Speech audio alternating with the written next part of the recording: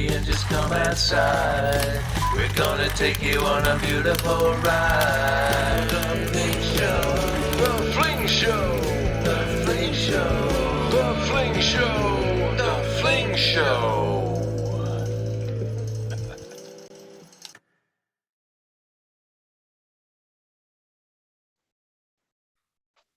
Well, hey, welcome to the Fling Show. Well, hey, what's going on? welcome. I thought we got a little tune there. I couldn't wait for it. I love that little tune when you drum it out, when you bring that all in with the guitar.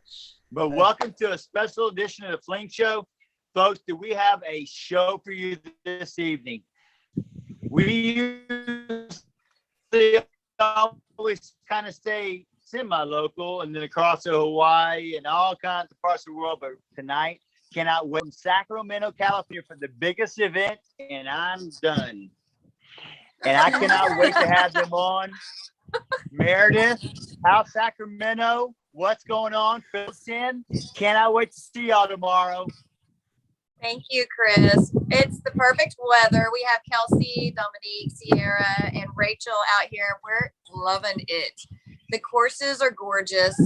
You know, we're getting to see all the big wigs, and I'm just living that California life. How about y'all? Apparently Chris is too. As always. Since this morning. He's on vacation too. Oh, yeah. Hey. This is the vacation episode of the Fling Show. Well, how's it going so far? What are the courses like? They're about this one that we just played is really open and very windy. They said it's been windy the last 2 months and it's not normally windy, so that's fun. And the last 2 courses were a good mix of finesse and open, but also very elevated. A little bit of everything. Elevation. Yeah. Well, we lived there for a couple of years in Southern California, and the Santa Ana winds, you couldn't play disc golf in those. Is that the kind of stuff you're experiencing? 70-mile-an-hour gusts? No, maybe it probably gusts to 25, 30, but Wow. A lot for us, though. yeah, it's We're definitely, we're used to. it's a good constant 15 to 20 mile an hour winds with bigger gusts. See our hair. Yeah. Yeah. It's flying. Actually, we just put a fan behind us to look cooler. It's working. So y'all are playing 3 courses over 3 days. Is that the structure? Yes. One course. Cool. And everything's on tee times, right? Yes. Yep. And we have pretty good Nice. tea times. They're not super early. Yeah, I would say that's definitely a benefit of playing in all women's tournaments is they're a little bit friendlier with the tee times, especially when you only have to play 1 round a day. So I want to hear when you guys got into town, if y'all have had any practice rounds, just kind of what you've been up to since you've been there. We've eaten a lot. You know how to eat. And we practice all 3 courses. Dom has only practiced 1 because she got here today. Wow. That's okay. We're used to playing courses blind. Yeah. Sometimes we do better. So That's what I was going to say. That's it's less awesome. expectations. Yeah. What eating some more and practicing more and playing more. That's awesome. That's so cool. What which of your courses are the favorite that you've played so far? I think the one this morning. Shady Oaks. Shady Oaks, definitely. That's kind of the Shady Oaks. favorite around here from what I've heard. What day do y'all play that course? tomorrow. We got got tomorrow. not you. Meredith plays it when you I play. don't even know what I played. Yeah, we play that one tomorrow. So I'm excited. Yeah, that'll be a good first course, I think. Yeah. For us. And And we play what divisions are all of y'all playing? So I know y'all are kind of mixed up, right? We're all playing FA2 actually, Yeah. and MP Arse. P40. She's the outcast. And then obviously Nice. Katie, who Yeah, is and not then here right now, Casey. she's playing FBO. Okay, cool. Very cool. Well, I'm excited to follow along with you guys, and I can't wait to see how y'all do. We have Texas Women's coming up in Temple this weekend, and I know that it's always fun to see you Houston gals coming down for that one. So we're gonna miss you. But I'm so Tell them excited next year don't for- schedule it on the same weekend. That's right. I Come on now, they know. tried to do it 2 years in a row. I don't know how that happened. He did it last year too, and then US Women's canceled, and I was like, okay, I can do Texas Women's. Oh So- shoot, I didn't know that. Yeah, because they canceled this one. And this was actually supposed to be Japan Open was supposed to be this weekend too. So I was going to miss this to go to Japan, but that canceled. So here we are. Okay, Hey, well, can I ask a quick- noted, a mental quick- note. A quick question about COVID. Has it seemed different? The protocols there? Did you notice anything in your travels when you got there? Yeah, they're serious here. They're definitely more strict about masks and See, I feel like they're less strict than like when I was in LA last week. They were super strict, even outside. Like everybody's wearing their mask, and here everybody's not. I guess because of the little sandwich shop we went to, like we couldn't even go in. They had like plastic, and you open the door and you order through plastic, and that was quite an Yeah. experience. We're like, The restaurants, a lot are still takeout or drive through. Mhm. So that's the main place. It's different. Well, it's great you got to travel, and it's really cool you got to experience this, and I feel like we're lucky. We're in a lucky age, you know, after coming off of a year of that COVID thing. Hopefully this is, you know, the start of something special. It may be with us for the rest of our lives. Who knows? But I'm Yeah. glad you guys got to experience this. It's great. And Meredith, you're 8:48, so you better straighten up. that. Yeah. Like I thought I had Tea to time is now, early. but I guess I've been playing late like all year and last year, so I'll get over it. I like how you know what time she tees off and she doesn't. I'm just checking up on her Thanks for letting me know. here. Thank you. Do they need to tell you what course you're going to also? Let's see. But thank y'all for letting us on and say hi and rooting us on, and I know y'all are gonna follow. So Definitely. we love the love. No pressure. We'll It's going to be represent. awesome. I cannot wait for it. It's just amazing that all of y'all are able to be down there together. It's going to be something y'all are going to remember forever. Yep. Yeah. For sure. Yep. I'm so glad y'all came. I convinced everyone to come. I was like, y'all need to come. And then My out of phone nowhere, they're keeps like, we're going. coming. I'm like, yes. I didn't want to Are come y'all all alone staying in again. the same? Y'all are all staying in the same Airbnb, right? Yeah. Kelsey did a really good job of picking a good Airbnb. She did. There's fruit She trees was right. everywhere. Yeah. We ate fresh cherries and peaches. Grapefruit. and There's lime. So yum. A saltwater pool that's too cold to get in. It's awesome. Wow, There's California other living disc golf at its ladies finest. stay in there. What's up? I said California living at its finest. That sounds awesome. I know. Yeah. Best Are y'all, breakfast do y'all ever. have any plans of like going and watching any of the FPO ladies play? Like, are y'all at the same time as them? Are y'all going to get to watch them, you think? I bet they'll be later. Yeah. So I mean, We've got to watch a lot of them play already. yeah, really we've have, like Oh, like cool. Kona was behind us during our practice round yesterday, and then we let her play through, and then we saw Paige today, and we almost saw Jennifer Allen ace. Like she was just like probably that far from acing. Close. Like I had the Whoa. GoPro on, and I was like, hit it. And it was who was Nico playing with someone? Oh, Nico Oh, was playing Nico. with Cat So Nico Merch yesterday. He Yeah. like picked up my disc because he thought we left it, and I was like, put it back. Yeah. He's like, We oh. saw, we saw Kona too, Yeah, right? Kona. And We both- Haley Haley King, Maria. Nice. Maria's from home. She left the chat. Sierra left the chat. So yeah, it's been fun. Wow. We're excited. That's awesome. Well, thank you guys for taking the time to come on and chat with us. I wish I was there with you. I'm gonna crash the Houston party next year, and I'm gonna come with y'all. Good. Please do. Please. My folks live in Houston, so I'm like half and half, right? Yeah. You're like part of the Houston team, honorary Yeah. Houstonian. Yes. That's always what I wanted. The better. The best of both worlds. Well, Exactly. super good luck to you guys. I know me and Hemi and Chris will be following along and rooting you guys on, and I'm just so excited. We're and gonna happy keep for track of you y'all. this weekend too. Yeah. Yeah. Is it gonna rain? Probably. Or is it rain?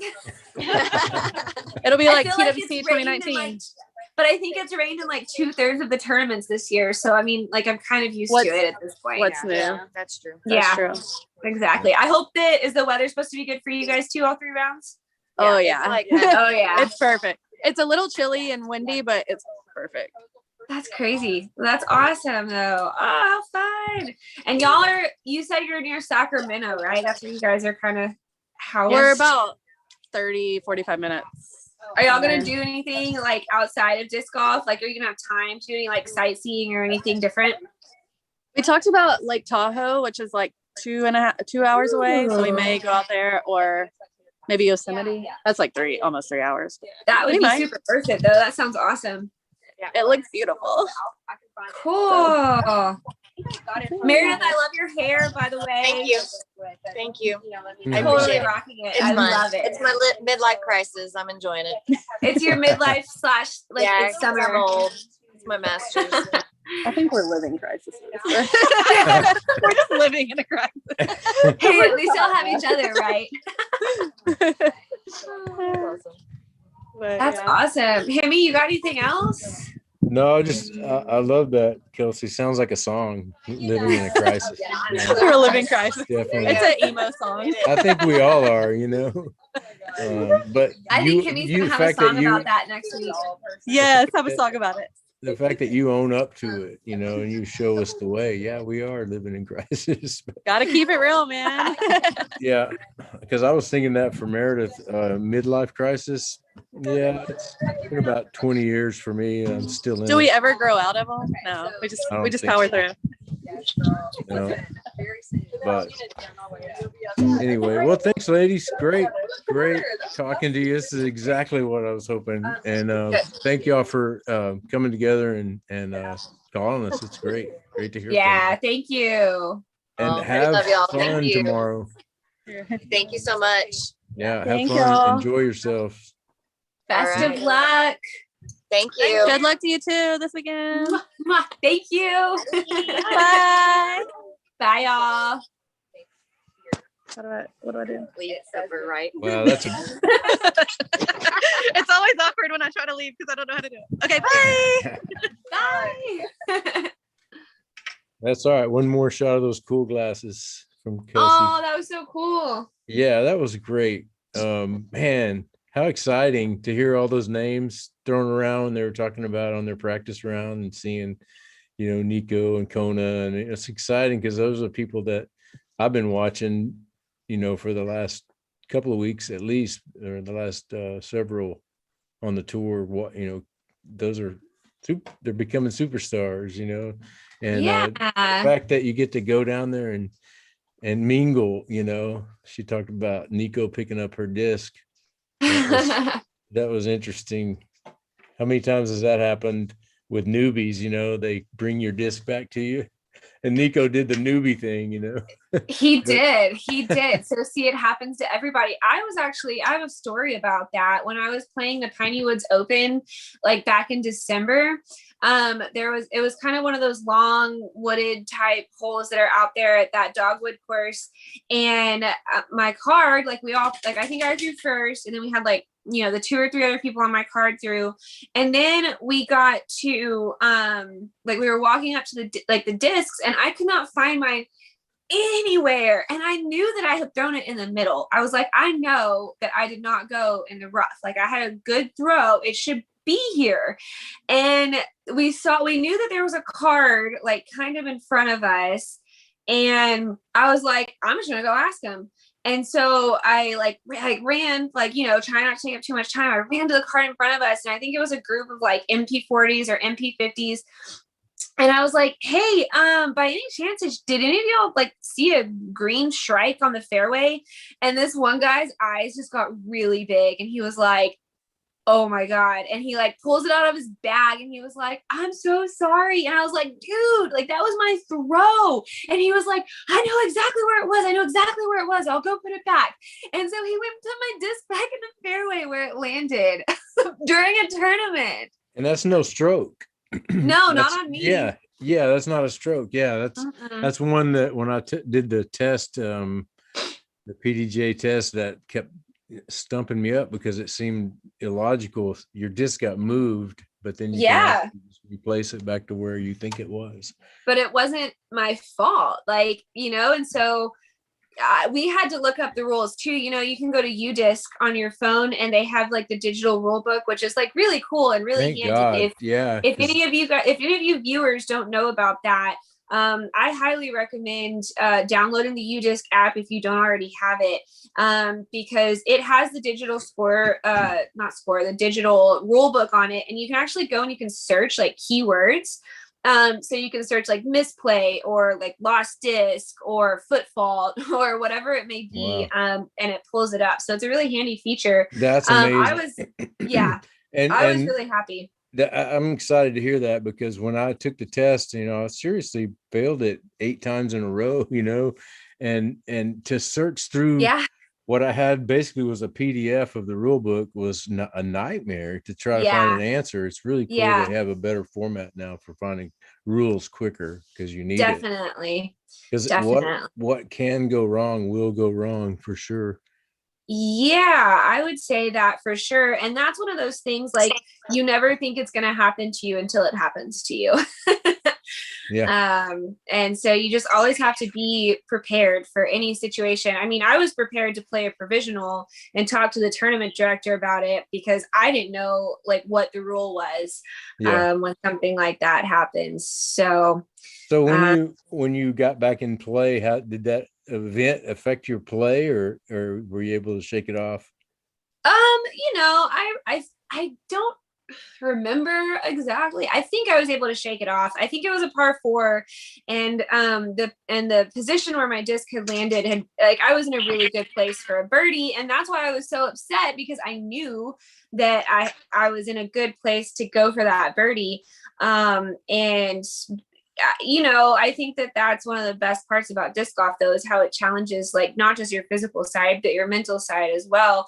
And I like tests like that. You know, I take it as a fun challenge to get back on track and get my mind right and still grab that birdie. So that's why I asked it, because, you know, things happened to me when I was playing when I was younger, and the first time I really experienced a gallery. And this kid had a whole bag full of brand new discs, and he was on the other side of the green where I had a birdie op, and right in the middle of it, he just throws his bag down the ground, and I missed my birdie putt. Not, you know, probably not because of the bag, just because I hadn't practiced enough birdie putts. Sure. You know, whatever. Yeah. But anyway, and I talked to him, and I just told him, hey, you know, just so you know, those guys are putting. You know, try to be quiet, but it came out weird, and it totally derailed my game. And you know, I think when you're in that mind frame, you're looking for excuses. You know, I think that's what happened with me. And I think that confrontation, though, like during a round, I think that's a whole different battle than kind of the situation that I faced, because I, by nature, I'm a very non-confrontational person. I don't like conflict. I am not good with that. I actually had to deal with that a little bit at Women's Global, the tournament that we were running, because we had a little mishap with one of the scorecards. And in the second round, I had to play with the gal who was involved in the situation.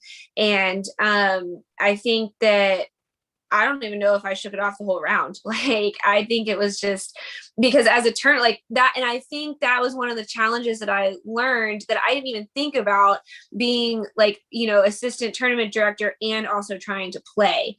You know, I knew it was going to be busy. Like, I knew that during the lunch break, I was going to have to be helping with scorecards and you know, getting all the scores put in and like all of that stuff. I didn't think about like the situational, I don't know, kind of like instances that might happen that might mentally affect me. So that was a big lesson that I learned that weekend for sure. Yeah. Yeah, well, from what I'm figuring out as I go and playing tournaments is that, man, you just have to go in with that mind frame that it doesn't matter what happens. Yeah, I'm gonna be the same person, and yes. I'm gonna be fine. You know, just whatever happens. So a lot of times, you know, you've got and a lot of these players too, kind of like the Nico type, especially when he was younger, they played good when they were hot. and angry, or just kind of like something ticked you off or something, and they'd have these hot rounds, and that's when you have to see these highs and lows. But then you got some players that have learned how to sort of be in the middle, in that safe zone all the time, no matter what happens. And those are the ones that kind of stay, like the Rickies, who stay on top all the time. You don't see them being weighed by emotion. Keeping in mind to be yourself, you know, and also, you know, just to focus on the shot ahead of you. I think you know, you have to be present. I know we've talked about that a little bit. And just, you know, when you walk up to your lie, or when you walk up to the tee box, like, you have a job to do in the next 10, well, I guess then technically in the next 30 seconds. And that's all that you can focus on at that time, is getting that job done. And not thinking about any kind of other, you know, outside factors. It takes practice to being present. Yes. You know, because just human nature, and especially now with all the distractions around, human nature is to be distracted. I mean, that's our nature. And so to be present is a practice. You know, it's a totally different ball game. When you're talking about being present, you're getting into some spiritual talk. You know? You are, for sure. And I think that's one thing about, like, the live scoring, which I think is a really, really good thing that's come from COVID, but it is a distraction, because there's so many times when you're just tempted to, like, look at the scores, because it's right there. And, you know, that presents a huge distraction and a huge challenge, especially if you're the one keeping score, because then it's, like, really right there. So, yeah, we've talked about this in the past too, and I've sworn it off after that one. After playing the Spring Wide Open, and my phone fell in the water, and I didn't want to turn it on. And I learned my lesson in 3 holes. I'm like, don't turn your phone on. And so you're exactly right. I had gotten hooked on it, watching people's scores. Yeah, it's a lot more fun to watch from the outside. Like, I'm gonna have a lot of fun watching the girls in California and following along with their scores. I'm gonna have a lot more fun doing that than whenever I'm playing Texas women's this weekend, and trying to not pay attention to what's happening on my score. However, this weekend, there's only 3 FPOs, and so we're all going to be on the same card. And so I might not know the exact scores, but I'm going to have a pretty good idea of, you know, who's doing what. So I don't know if that's an advantage or a disadvantage. Yeah. And so this is Temple that you're playing? Yes. This is in Temple at Crossroads Park. Brian Riddle is the TD for this. It'll be his 2nd time doing it for Texas Women's. And I don't know if you have had the pleasure of meeting Brian or not, but he is a fantastic person from the inside out. He has not a single ounce of bad blood or anything in his body. He is just, he's a huge advocate for women's disc golf. He's, you know, I might see if he wants to come on and talk about Texas Women's maybe on Monday, if he's up for it, if he's recovered. Yeah.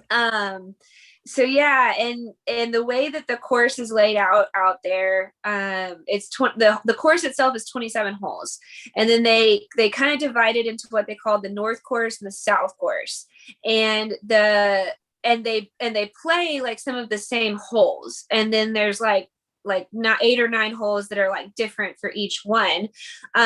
However, due to the rain and the weather that we've been having up here in the past couple of weeks, I think the creek that runs along the course is flooded out several of the holes. So we're just going to play one course all 3 rounds. Okay. I like that. I like that format. I've always been a fan of playing one course over and over. Testing your own skill. Up another, like, really good talking point, you know, because the ladies at US Women's are playing 3 different courses over 3 different days. And I don't know if you've seen all of the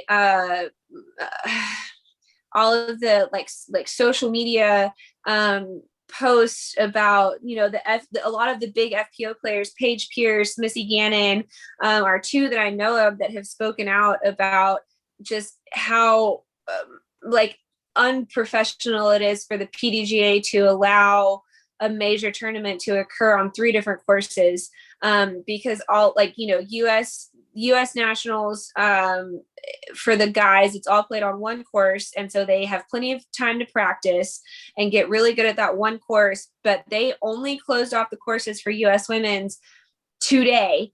The rest of the beginning of this week, the courses have been open to the public, and so the girls who have been out there trying to play practice rounds, their rounds have taken 3, 4, 5 hours because they've been, you know, in line, and they haven't gotten to practice all 3 courses enough. And it's a really serious point of debate going on right now. And so, you know, I didn't want to bring it up with the girls because I didn't want to get into anything too heavy, because they're having fun and I'm happy for them. But I am interested to know, you know, kind of how different people feel about the layouts. Should it be one course for 3 rounds? Is it better to mix it up? I mean, what are your thoughts?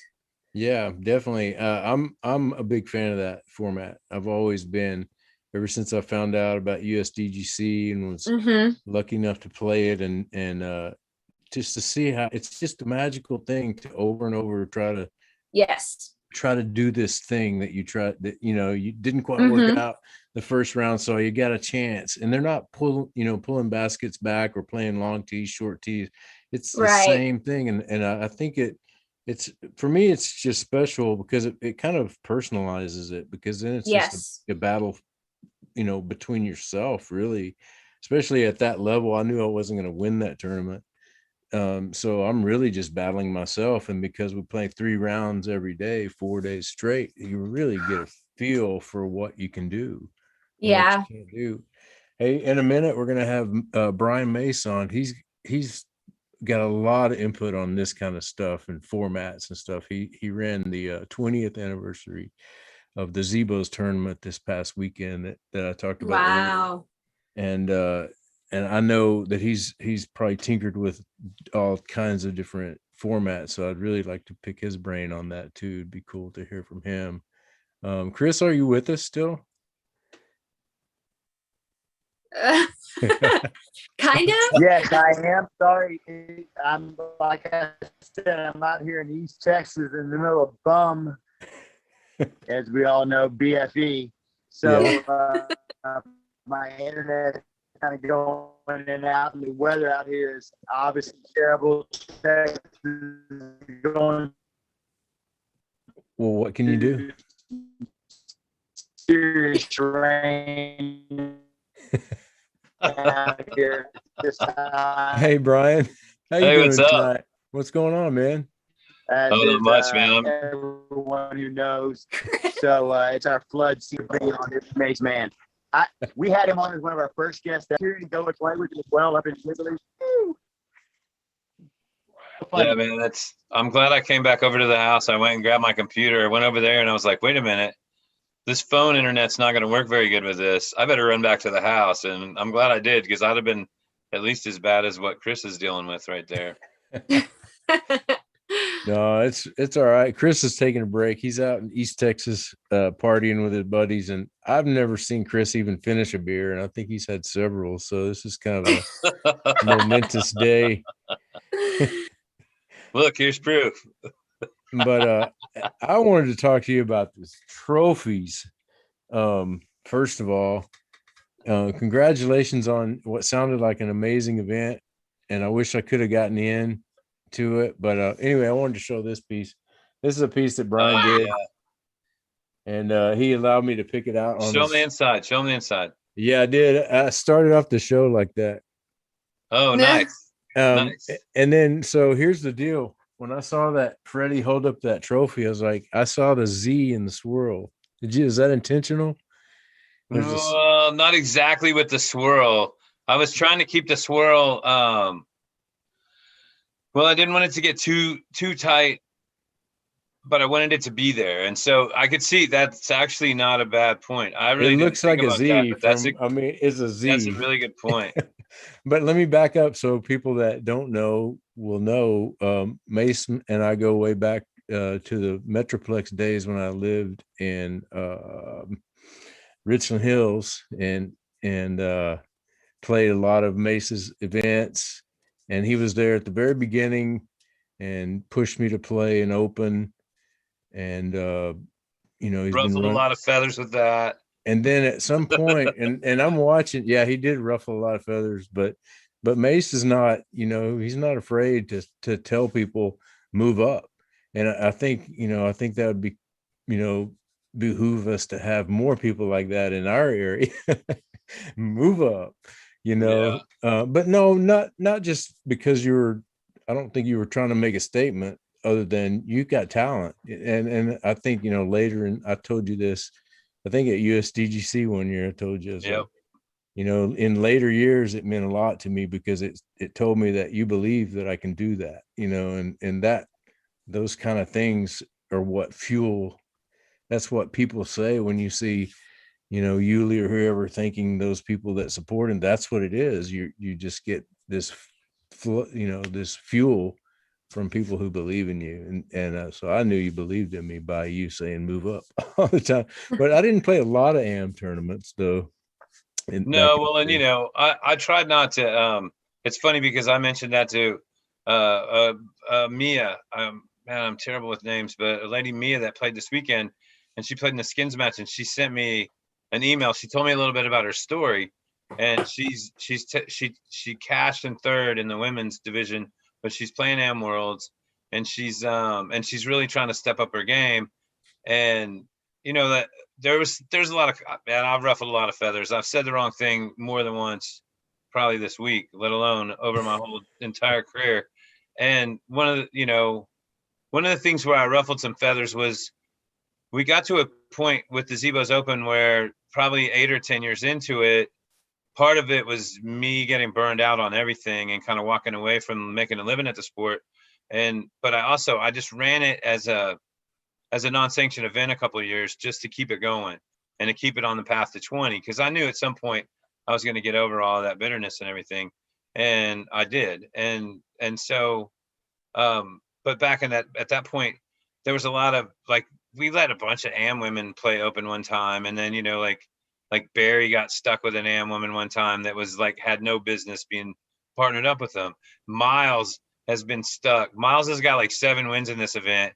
And he's probably been stuck 3 times with players that we shouldn't have allowed to be in that situation. Now, I'm not saying don't step out. I'm not saying don't excel or try to exceed your expectations. But, you know, in that situation, the way that the skins match works on the Zebos Open, it's crucial for both members of the team to perform, or you're not going to win a skin. You know, I mean, we've tuned it up over the years to where it's modified alternating shot. So the men tee off first on the odd holes, the women tee off first on the even holes, and then you play it out alternating. And you know, there's one of my favorite memories was Des Redding on hole 4, the hole that plays down the pecan along Winscott. She crushed the drive, outdrove everybody, and left Nolan in position to get the upshot where the other 3 ladies didn't leave their guy in a position to make an upshot. So Nolan put her down there, and she hit like a 35-footer to take the first 4 skins. And then on the next hole, Nolan on 5, Nolan threw a roller to like the mouth of the opening coming out of the tee pad for hole 6. And coming back to that long left pin, Des hit like another 40-footer. And I mean, the place just went crazy. Everybody erupted. Everybody went nuts. And it's a perfect example of the whole thing. The highlight of that event is, to me, that skins match where it gives the top 4 men and the top 4 women equal opportunity to say, hey, not only do I got this, but watch me do it. You know, it's not just giving them a token participation or a token spot in there. They have to perform in order for their team to pull skins. Yeah. And so the guys. So it's, you know, and it's a great promotion of the sport too. You know, you get the people who played the best on that weekend, and then they get to show off for the people that attended the event. Yeah. And it's, you know, so even it like creates an audience. We were threatened with rain all week. It's the second year in a row where, well, we didn't run the event in 20 because of COVID and because of the timing. It's always like the 3rd weekend of May. But but in 19, we sat in the car for 3.5 hours on Saturday afternoon. I mean, it was all we could do to get it all in. This year, I was thinking that we were coming to the park on Sunday morning, based on all the forecasts I saw Saturday, that we probably were just going to have to settle up with what we played already, because it was like lightning bolts from 1 a.m. Sunday morning all the way to sometime on Monday, you know, and I just was like thinking expecting the worst, obviously hoping for the best. And, you know, we showed up out there around 6 and all the bad rain had already happened. And so we got it all in, including the skins match. Awesome. And I mean, we even we had worked out 2 different scenarios. Like, we were going to divide the skins money amongst the open men and women's division per head if we only played 2 rounds. If we played 3 rounds and didn't get to have the skins match, we were going to divide the money up amongst the 8 players who were the participants. And, you know, I mean, like, we had thought it all the way down. We had holes set up on the other side of the tracks. We didn't cross the creek when we could have, but I think that might have been our insurance policy that kept the rain away the rest of the day, because it sprinkled a little bit after that, and you know, we got really, really, really lucky. Yeah, because there back in the day, I think they've changed it since then, but there used to be like 4 times that you crossed that creek.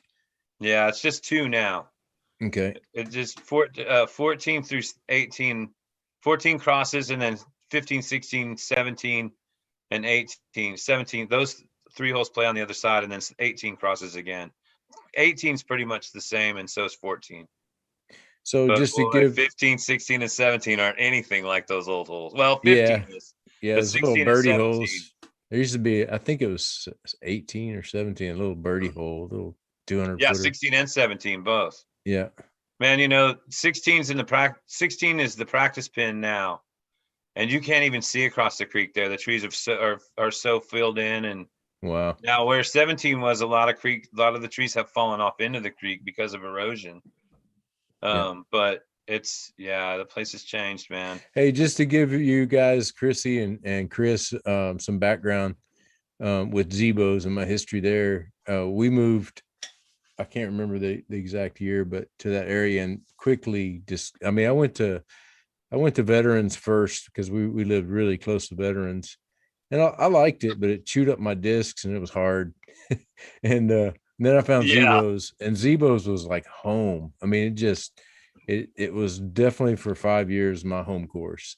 And at Zebos, I'd never played great tournaments there, but one thing that I did do there that stayed with me my whole life was the putting stations game that Mace Man used to run. Yeah. It got too cold, and we'd go in the parking lot and hang out and warm our discs in the heater and wait for our round, because we'd played the stations game like AP runs, Chris, same exact format. And in fact, he had it 5 feet shorter.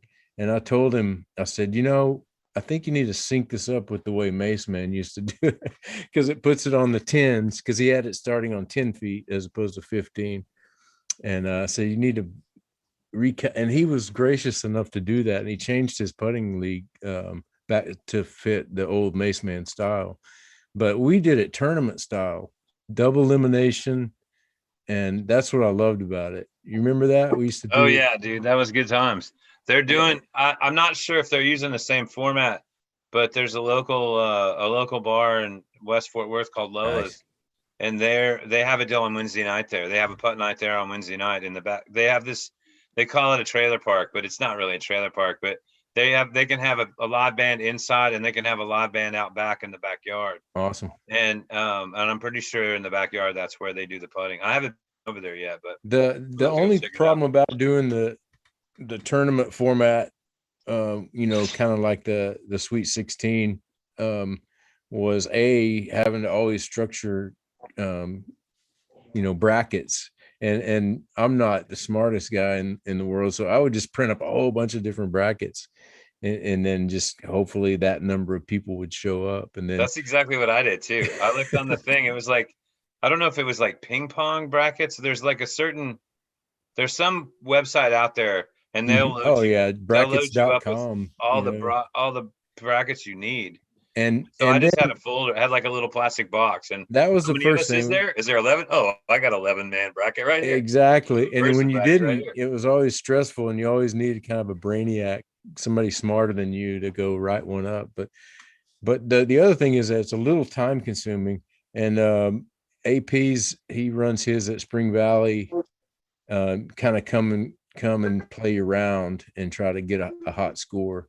And you can play as many rounds as you want, 2 rounds for $5. So it kind of like gets you in and out quicker.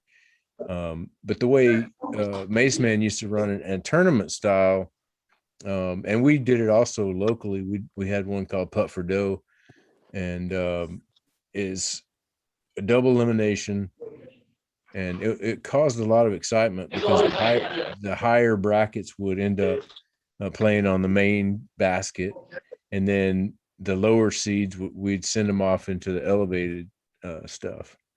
But it took a little bit of time to get everybody's round through, and we had 9 baskets. Mace. Oh yeah, that's way more. I think the most we ever had was 3. Yeah, I So remember there were 2 when I was there, and we never really expanded past 2, but there weren't a lot of players either. It was about a group of about 6 to 10 people. yeah, that was play. good times. That I think that a lot of people's games improved just because of that alone. Well, and that's what I was going to say. That's why I was going to kind of back up and give a little bit of the history of Zebos in that game specifically, because when you play that game over and over every day, and especially after I moved to Kansas and was having my downtimes where I did a lot of putting reps, I played that game over and over, and I can step off a stations course anywhere, and I know that I'm pretty accurate to what a 15-footer, what a 20-footer, a 25-footer. I know the steps of those certain distances, and I learned it from that game and hammering it over and over and over. So to this day, I can walk anything out 60 feet. Chris knows this, or watching a video, and I can count the steps, and I can know, oh, that was just a 45-footer, or whatnot. Right, I like that's awesome. You That's learn really that cool. from the game, and that's one thing that I was telling AP when I asked him to consider maybe recalibrating it, is because it's such a standard game to me, that the stations game, and a lot of people know it. It sort of took a life of its own. I don't know where it came from. I just came up with it. Like I thought about it. I was like, well, what are we going to do? How can we make this happen? Because so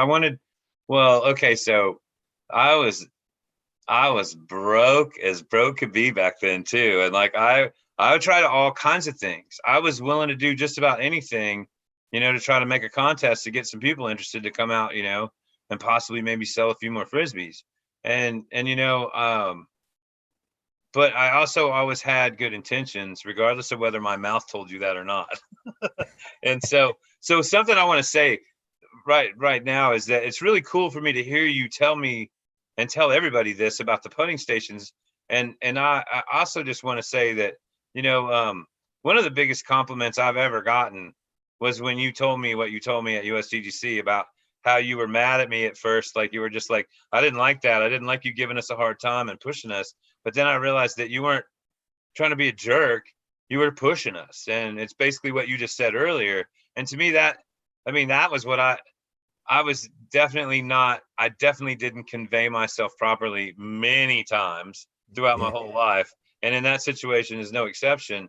But my intentions were always just to try to encourage you, hey, take a step outside your comfort zone and really give it a shot and see where you end up and see what.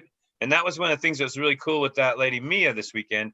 When she sent me an email, she was like making sure, hey, make sure you don't give me credit for cashing. I don't want to lose. Shit really meant a lot to her, and it means a lot to everybody that when they go to Am Worlds and then the Pro Worlds, and so I was really cool that she was using the platform that we provide to test herself, and why wouldn't you, And so then the other thing I want to say is that I forgot you kind of have this triangle. You've got the DFW residents, you've got the Kansas City residents, Mm-hmm. and then now you've got the Houston residents. And there's huge groups of disc golfers that like you a lot. And so I was amongst I was amongst all three of them this weekend because we had folks from Houston, Freddie Mays, we were talking, and then Fred and Tavish and Dick Parker came down too. And so like, I was like, oh, wow, wait, all y'all know Dave. You're not just hearing these stories. You have Himline stories too, you know? So it was really cool. It was a nice kind of surprise to me. Like, oh, I'm not the only one here that knows Hemi. Hey, I messaged Dick and them. I saw them on the road, and I was like, man, that would be cool to hear from them. And I was hoping they'd get you on, much like we did earlier with the California connection with the girls out in California and Sacramento. I was hoping we'd get something from Zebo's, you know, similar to that, but those guys are busy. But I enjoy watching, you know, Dick was my first sponsor. Oh, and really? Yeah. He asked me to be on Team Koi, which was his, you know, he was like doing some t-shirt stuff. You know, Yeah, he was I remember that. He's a very early on promoter, and you know, Rick Rothstein hired him to help him get that shop, you know, kind of in order and online. And I think Dick did a lot for Kansas City Golf, if not for anything but that, you know, just helping out Rick Rothstein.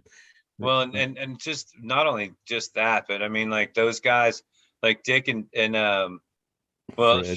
Dick and Jack have a big tournament for their birthday up there, the Lions Den. You know, and I've been up for that. And one of the things that we do at Zebo's that I definitely, it's a page that I stole out of the Kansas City Club's book, was having that barbecue on Saturday night, man. That barbecue at the Holiday Inn at the Kansas City Wide Open, that's an event. That's a lot of fun. That's really like No you doubt. can't Downtown. you can't stay grumpy all night on Saturday, no matter how bad you played. If you go to that special, barbecue, man.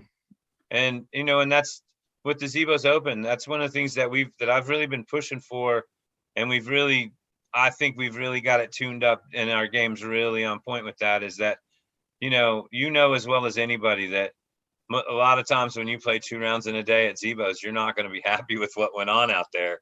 Mm-hmm. And there's two approaches to this. Is one is, you know, you come off that course unhappy, and I'm going to put a plate of food in your hand and a beer.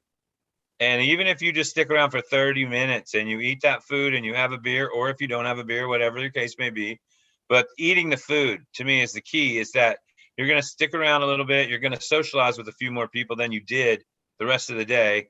And at the very least, when you get in the car and drive home, however far it is, and most people have a long drive home from Zebo's, you know, you're not going to be as unhappy, as grumpy, as angry at your round or your golf bag or your performance. And, you know, you're already recovering. You're already feeling better about it. I wish That's not necessarily what I learned from KC, but the whole idea came from KC. Yeah. Well, I wish you would have given me that advice a couple weeks ago. I missed out on Brett Barker's food at the Women's Global. And it was, you know, it was just because I was sort of withdrawn, you know, like, you know what I mean? Like you said, like you have that one plate of food, you make connections, you talk to people, you feel better, you know. And I was sort of withdrawn into myself. And after I filmed the event, I was just taking off. I was like, man. And then after I heard that Brett had cooked, I was like, man, I could have, you know, somebody puts their heart and soul into something, you want to go share the food and break the bread with them. But tell me about this trophy one more time, because I'm intrigued about it. And then also, is it true that you did the USDGC trophies? Oh, I've done them since, I've done the USDGC. That was my first trophy job from 2013 on. Steve Brinster's win. Wow. So Brinster's got my first one. So yeah, Jonathan called me. So the whole thing started with, this is right now, it's like my 8th year of blowing glass, right around a little bit earlier in the year, in April, I guess, is when the anniversary passes. And so believe it or not, the first year, maybe it was the second year. It had to have been the second year. Jonathan called me up. So he says, hey, he goes, man, I've been checking out your posts on Facebook. And he said, your glass is really looking cool. He goes, I got 3 questions for you. Would you be interested? Is there enough time? And do you think you can make the trophies for the championship. And I was like, I'm interested for sure. I don't know if I have enough time, and I don't know if I can pull it off, but I'm interested for sure. Let me talk to my instructor and see what he thinks. So I went I think I had a blow slot the very next day. And so I went in and I just literally, I blew glass with Kevin, the same guy, till 6 o'clock this evening, and ironically.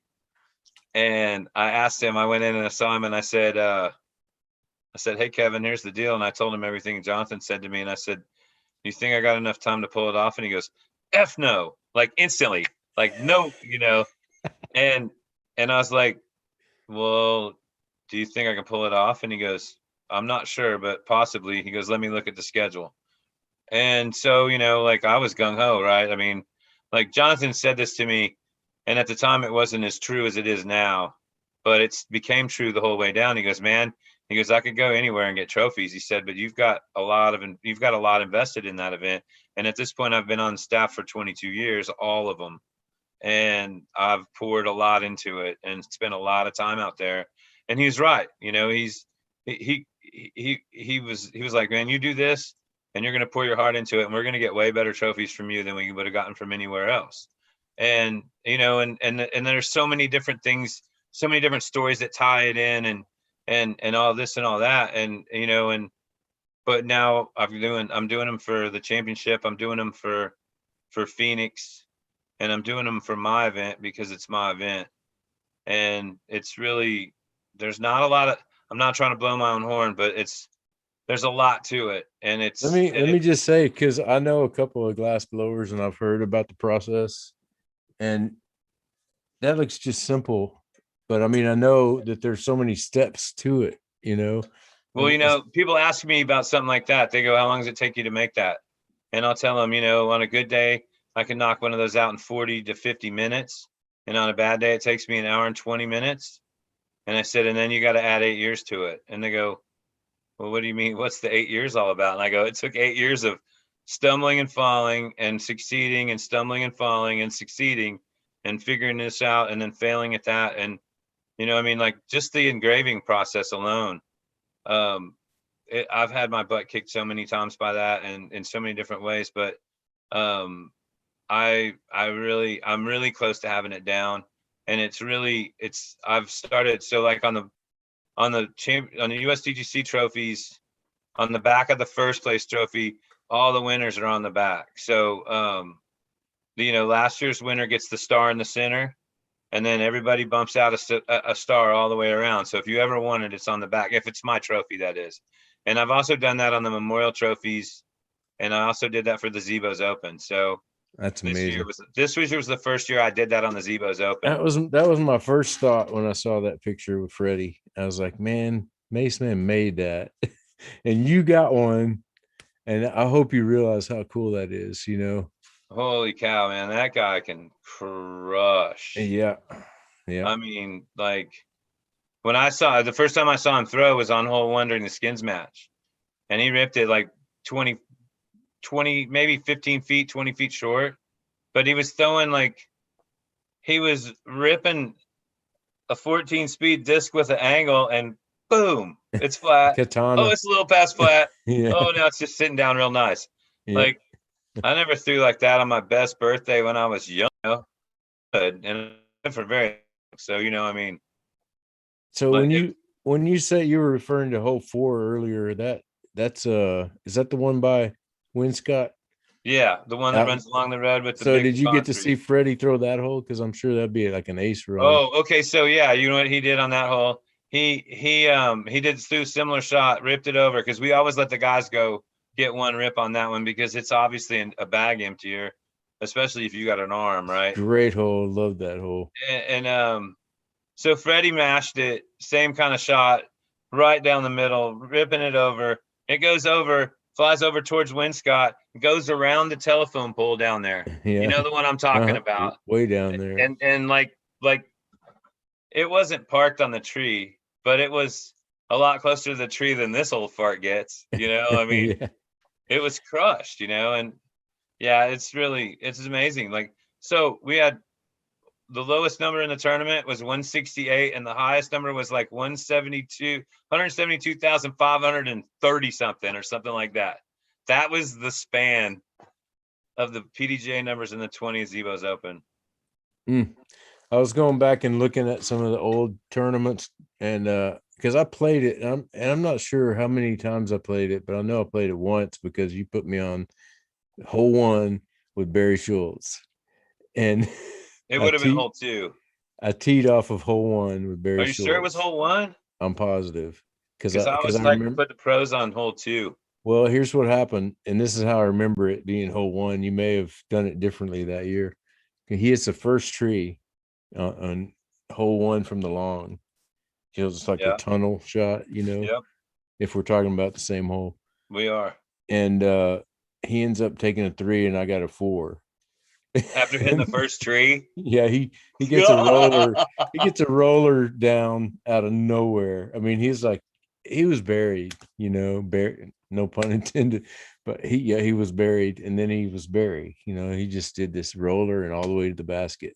So I'll never forget that tournament because that changed my whole way psychologically on how I approached the sport, because I came out in my warm-up and shot 8 down through 9 holes and then didn't cash the tournament, you know, because I played that course all the time, so I was getting those long birdies, and you know, hole 4 I was getting, you know, and 5 turn around and get 5, you know, I was getting those. And so my warm-up round, but then with Barry on my card, and you know, I realized that there's a whole nother game going on besides just playing and throwing frisbees. And I realized it from that tournament. And why is it that I can putt so great in the warm-up and then in the tournament? So I started trying to figure out what, you know, how to bridge that gap between tournament play and practice. And that tournament really was one of the ones that turned me around on how I approached practice. And then something I learned from Tank, I read on the message board one time, Tank said about how to practice, basically saying something about you have to sort of put yourself in the game as you're practicing all the time. Practice playing, not just practice, you know, you practice being in that moment. And you know, it sounds cliche, but that's how I got good. You know, I started acting like I was playing in tournaments all the time. And well, that's really cool to hear that from you, because well, you know, knowing what you know about this area, when I started traveling in '94, like I went and played AM Worlds in Sacramento, and for the most part, a lot of the Sacramento golf was similar. Well, some of the Sacramento golf was similar to Texas style golf, but we played in I can't remember the name of the course, but it was in a eucalyptus grove. Man, I'd never played on anything that tight ever. I had no idea how to play like that. And we played Grass Valley, which is still in the ground, and it's similar to the way it was back then. And it's wooded, but it's not wooded like hole 1 at Zebos. But still, I had a hard time with that. You know, I'm used to throwing around trees, not having to throw between them and throwing prescribed routes. I didn't know anything about that. And then the next year I went to Michigan and played you know, Hudson Mills back in the day. Still, I mean, it's way different than it is now, but it was still hard back then. And it's especially at the time and the technology that we were playing with.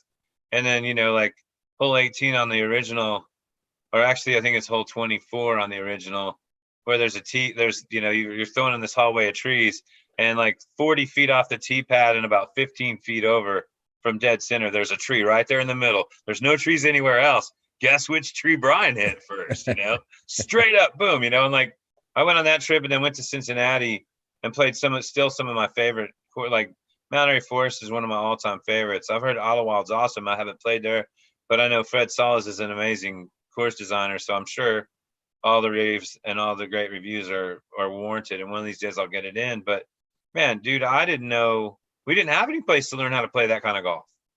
And so that's why Zebos is the way it is, in terms of all the tough pin placements and all the long holes that make you throw through the trees and make you throw a defined route. You know, there's not that many other places in North Texas or anywhere in the rest of the state for that matter where you're forced to do that because that's not Texas style golf. That's not the type of land we're afforded for courses most of the time. And so I saw things in that park that I didn't see anywhere else in town. And when I came back off those trips in the mid 90s, I looked everywhere, places that didn't have courses. You know, I was looking for park shelters that had narrow support poles to try to throw through. I was looking for anything, and there was just nothing around here to learn how to play that type of golf until we were given that piece of land, and then I inherited it from Draz.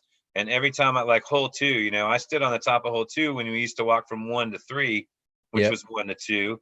I stood on the top of that hill after climbing it every time, and I looked back to my right, kind of to the south and the west, and I was like, I'm telling you, there's a hole back there. And people are like, you're crazy.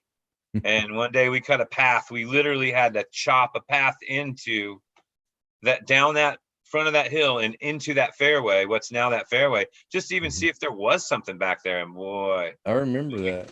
When we got back there, man, I found the coolest fossil ever. It was like a full nautilus sitting on like I pulled the shell out and it had the impression of the rock underneath. Wow. And I was just like looking around. I was like, yeah, this is hole 2, guys. This is going to be hole 2 for sure. And yeah, well, I'm sure there's people that aren't happy about it, but you know, now they know how to throw, you know, a 320-foot shot uphill. And both, you know, both ways, flick or forehand or whatever, you know. I'm just curious how, you know, I want to go back just because it's like a time capsule for me, like to go back to courses that you grew up playing.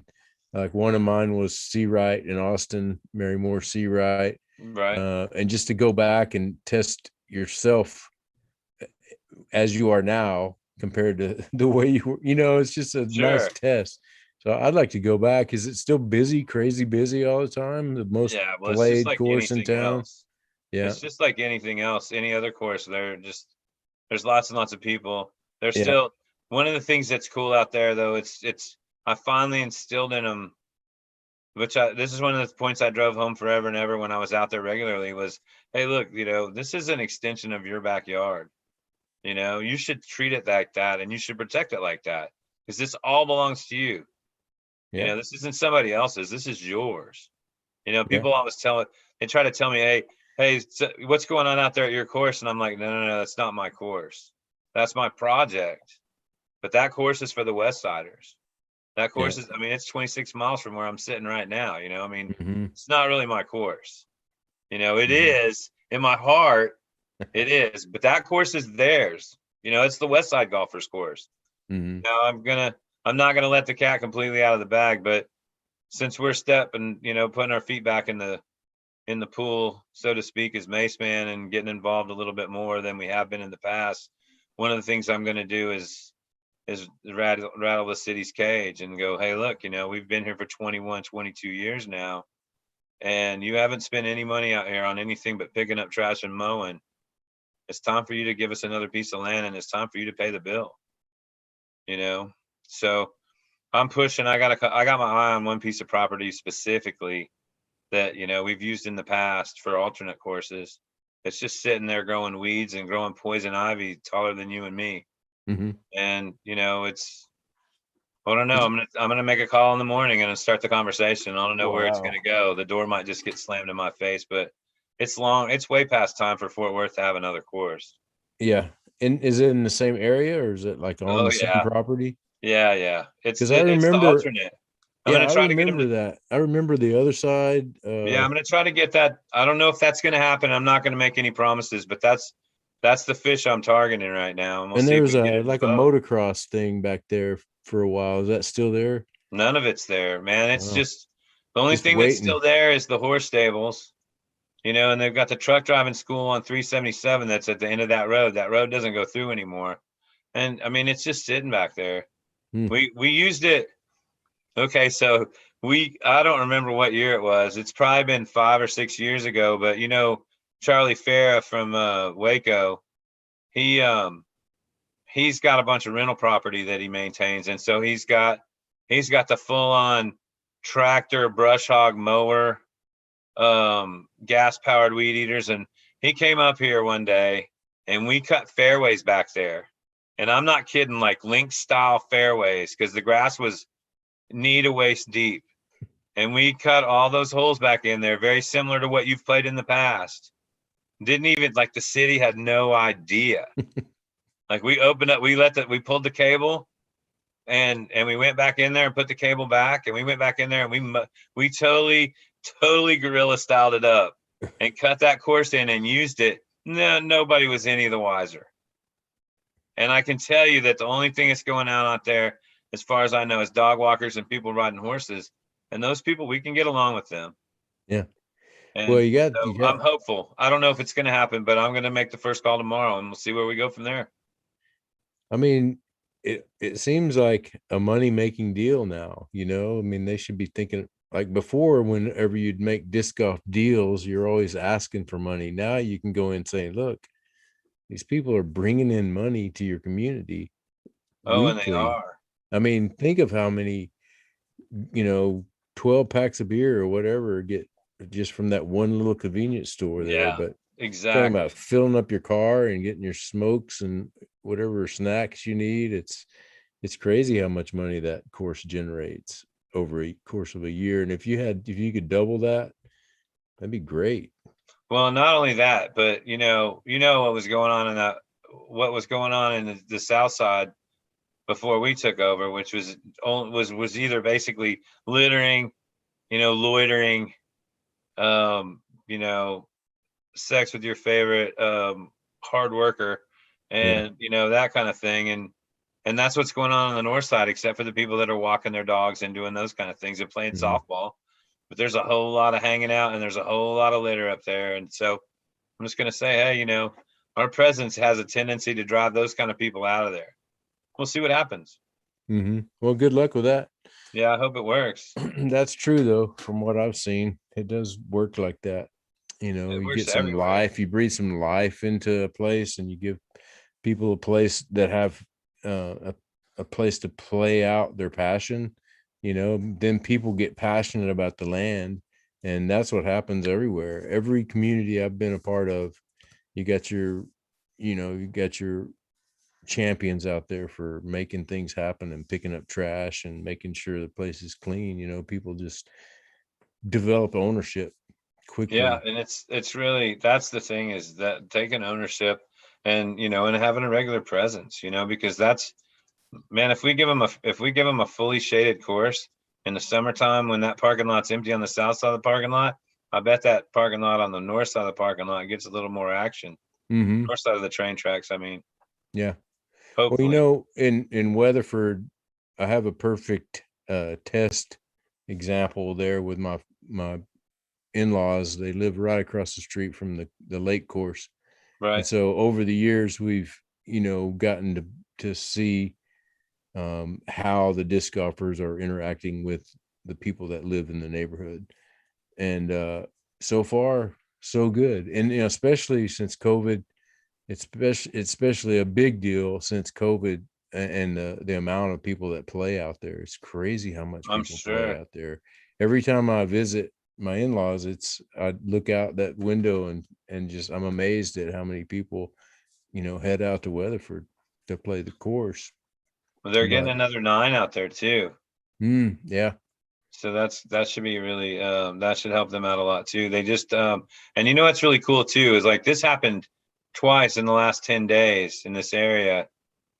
Maybe it's actually almost 2 weeks now at this point, but the weekend before last, the Crowley course and the Weatherford course replaced all their baskets with new baskets. Wow. And that's and we did that at Zebo's. Man, I'm guessing it must be 3 years ago now. And because we had some at Zebo's, we got lucky. At Zebo's, we had some of the original disc catchers, and they weren't stainless steel underneath, and so they rusted through. And when Harold found out that we had those, that we were in on that those baskets, some of those baskets were still yellow trays too.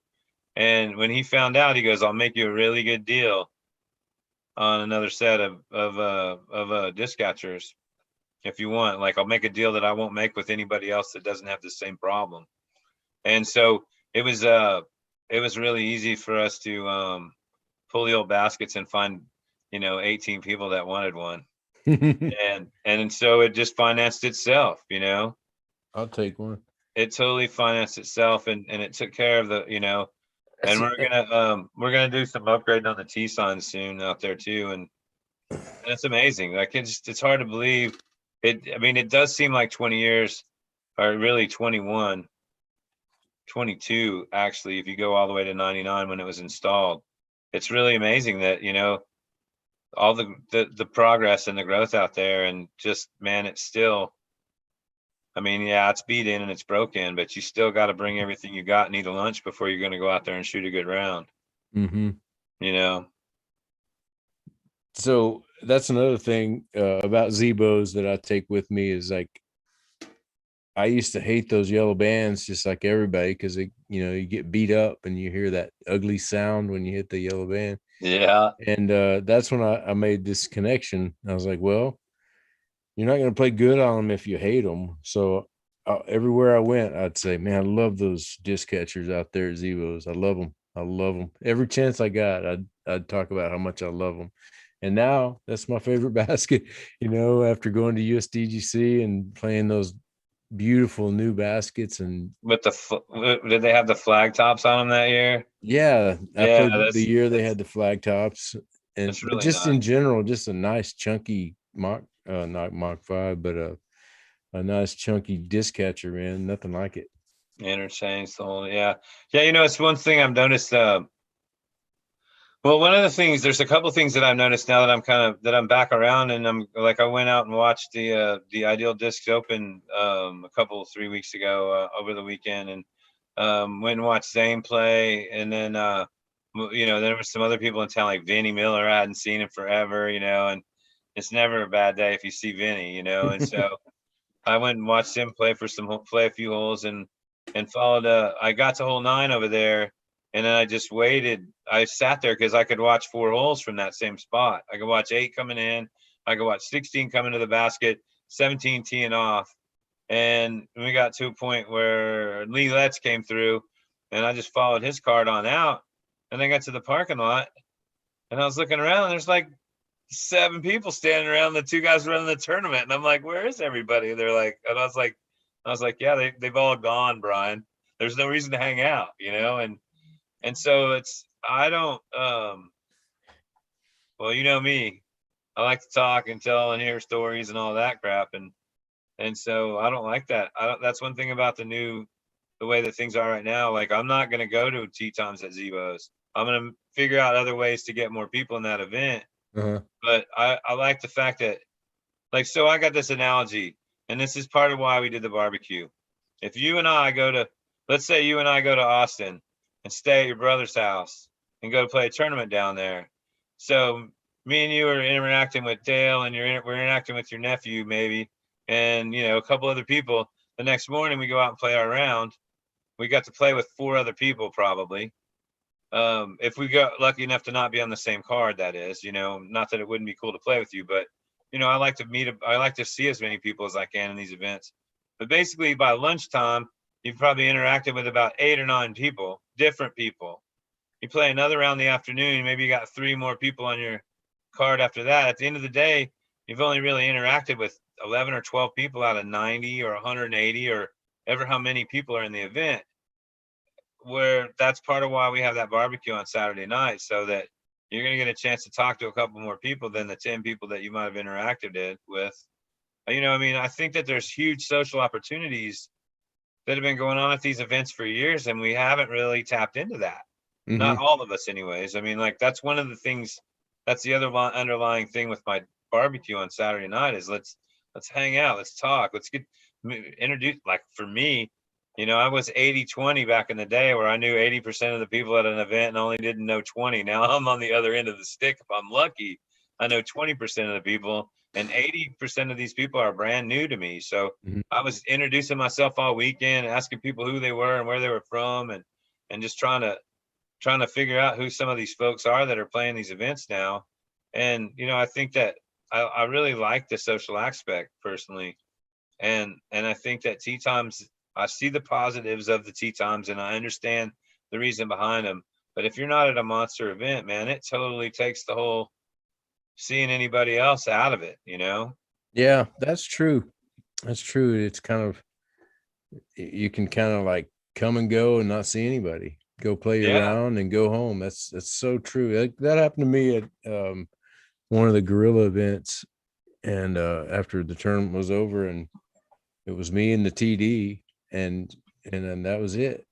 You know, it's like Chris was there, luckily, so it made it feel like it was some kind of special. But I mean, like you said, there's just nothing at the end. It's over. You know, it's Nobody like, sticks around for the awards, you know, or yeah, anything like that. no, You know, and it's happened a couple times. Man, my Christmas light business is so off the hook now that, you know, I hardly even get to make it out to make an appearance at the VPO because I'm so busy at that point. November is the busiest month of my life. And I've gone out there a couple of times and I didn't get out there early. And, you know, it's like you see 2 cards come in and then you see whoever stuck around for the awards, and most of them didn't stick around for the awards. You know, they're like off to the car and out of here, you know? yeah, no doubt. Most people don't stick around for the awards, but luckily, they've started crowning the winner right away. I remember a long time ago, back in the day, that you wouldn't even really know who won. Like they wouldn't make a big deal out of it right away. It was just like you'd shuffle off, and then there'd be a ring of fire, and then a whole bunch of stuff would happen. Then finally, you get around to the awards, and then passing out the money and saving, you know, the winner for the last. And now it's like they get right on it, especially with the pro tour and all that, you know. Yeah, and that's Crown something that that, champion, you know, get them the crown right away. And that's happening now that's all the one thing that time. Jonathan has pushed over the last few years too at the championship is that let's acknowledge the winner right as soon as we possibly can over there, and then we'll bring everybody over for the distance showcase, and then we'll have another award ceremony. That's it. Everybody's That's a great format. And back in the day, before Facebook, before social media, was the message board, and that's something that I read from Felberg, you know, long time ago. He was saying, crown the champion. You know, he was like the very first person who kind of hit me to that concept, like we're doing it backwards in disc golf, you know. yeah. But so Well, I people think that are that watching it now, you know, they watch a Joe Mez or they watch a live viewing, and there's the champion, you know, and then the interview, just like it's supposed to be. For some reason, we didn't do that, you know, for a long time in disc golf. well, one of the reasons behind a lot of that, like you were saying about they have a ring of fire and you don't really even know, is that like back then, you know, scorecards still had to be settled and you still had to tabulate. Like, man, I ran this tournament so this is going to be turned into a little bit of a long story, but this was the first tournament I ran with electronic scoring. You know, Brandon ran one last year. I didn't run a Zebo's Open because we were still pretty much locked down going into early May. And then things kind of relaxed a little bit and the tour went back out. And I could have run the Zebo's Open last year, but it would have been like with a week planning. With a week's worth of planning. And even with all the stuff that I have in the archives and everything like that, it still just didn't feel like I didn't really want to put myself through it. And I didn't really have confidence in being able to like get any good discs in, you know, get a good order in or anything like that. Like it just seemed like it was the wrong thing to do in May. And then it seemed like it was even more wrong to say, well, I got to get my event in this year, so I'm going to jam it in on top of your event. You know, like once our weekend passed, I was like, man, you know, it's better if we just wait till next year. And so, so that when I got to running doing the whole electronic thing, we on Saturday morning on the PDJ, we followed the directions. We went through the whole thing. I read through it all, and we set it up to check everybody in electronically through the PDJ website. And when you check it in electronically, then it enables your scorecard to come to your phone. Well, there's a feature that's a couple layers into that whole part of the PDJ website. Like you got to go do a drop down and go into another menu, and then you can click disable online check-in. And I'm like, why would you do this? Why is this even a feature? So our whole online check-in was disabled for the first round.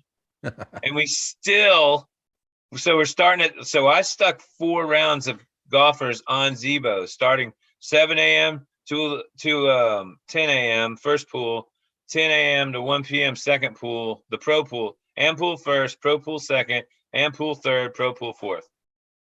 It would have been, if anybody had the guts, this would have been another opportunity to allow myself to get tarred and feathered by the DFW disc golf scene. However, it worked. And even with electronic scoring totally defeating us and keeping us from accessing, like I had no idea who was there and who wasn't because they couldn't check in. And what we did was we ran out, 3 of us ran from tournament headquarters and went to the 3 corners of the course and yelled the announcement to bag the PDGA thing and use UDisc or a paper card. And we would sort it all out. We got the round underway in 15 minutes late, and it finished 15 minutes late.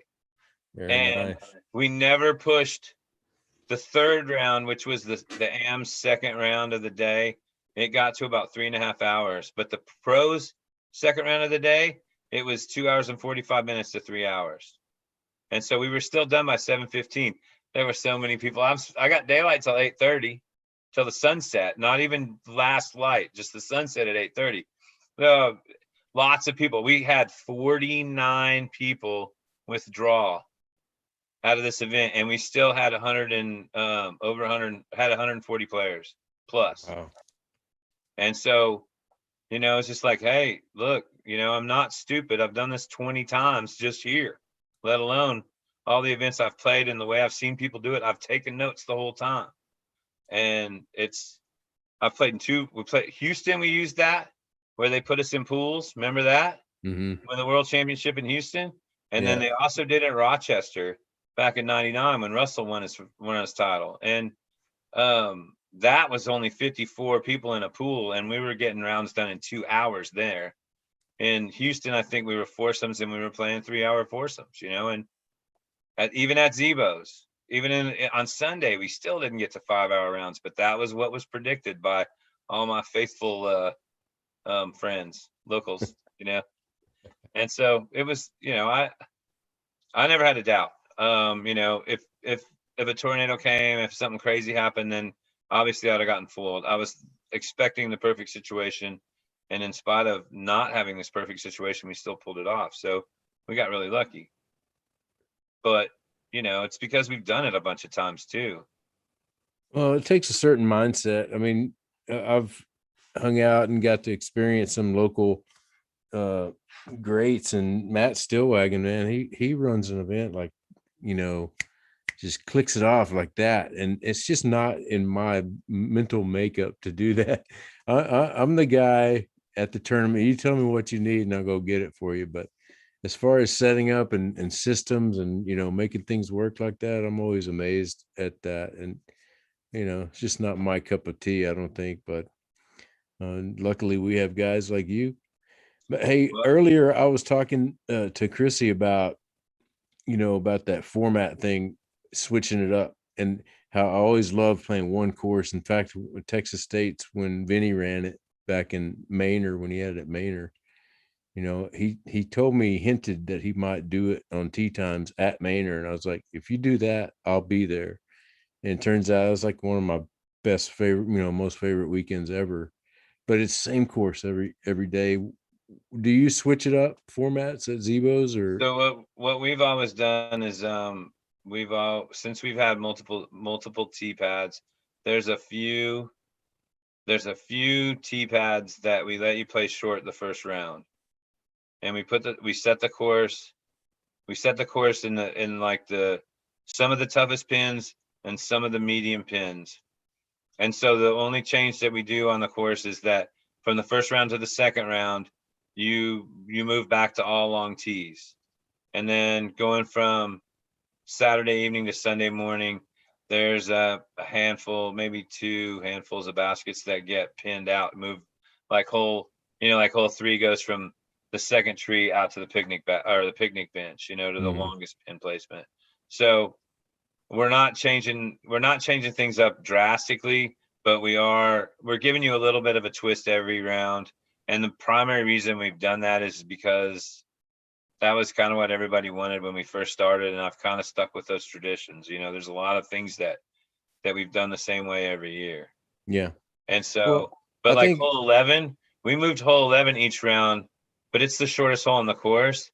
And the primary reason literally the primary reason we did that was I want to give everybody an equal opportunity at this ace at least one time. And if it's in all 3 of those pins, you're surely going to have a shot in your bag that's going to give you a run at that. And nobody aced it. There was only one ace for the weekend, and he aced the new hole that's called 6B now. So there's 19 permanent holes out there. And this little 6B is where it's very similar to the area where original 6 was, where we threw that little hyzer down and by that old slab from that picnic table, except for it's the tee pad's a little bit west and the basket's a little bit east of those two, of where that was. So if you turn that axis about 15 to 20 degrees, then you'll see where that hole is. And there's a really cool big live oak that's right in the middle of all that you have to navigate. The branch comes up and over, so you throw to the left side of the trunk, and it's a little bit of a turnover shot, but it's like a flat shot, then you hyzer. It's real similar to that old 6 going down in there, not the current 6, but the old 6. So in answer to your question, Dave, I move it more than you want me to. No, I was gonna say, if it's your home course and it's a place that you play all the time, it wouldn't be a big deal. I'm just talking about traveling. You know, when I show up to play a big, what I considered a big tournament back then in the Texas States, and you know, I kind of want that consistency every day. I don't know, it's just something about it. It's definitely USDGC burned that into me as something that I crave. You know. Sure. Yeah, and I think the only thing we move out there is maybe 888 changes for it uses 2 pins, and I think hole 17 uses that 2 makes pins sense as well. Yeah, that makes sense. And it's like you get it one day one way, and then it goes back and it flip-flops both of those, or else they're 2 ways, 2 days one way and then 2 days the other. But you know, that's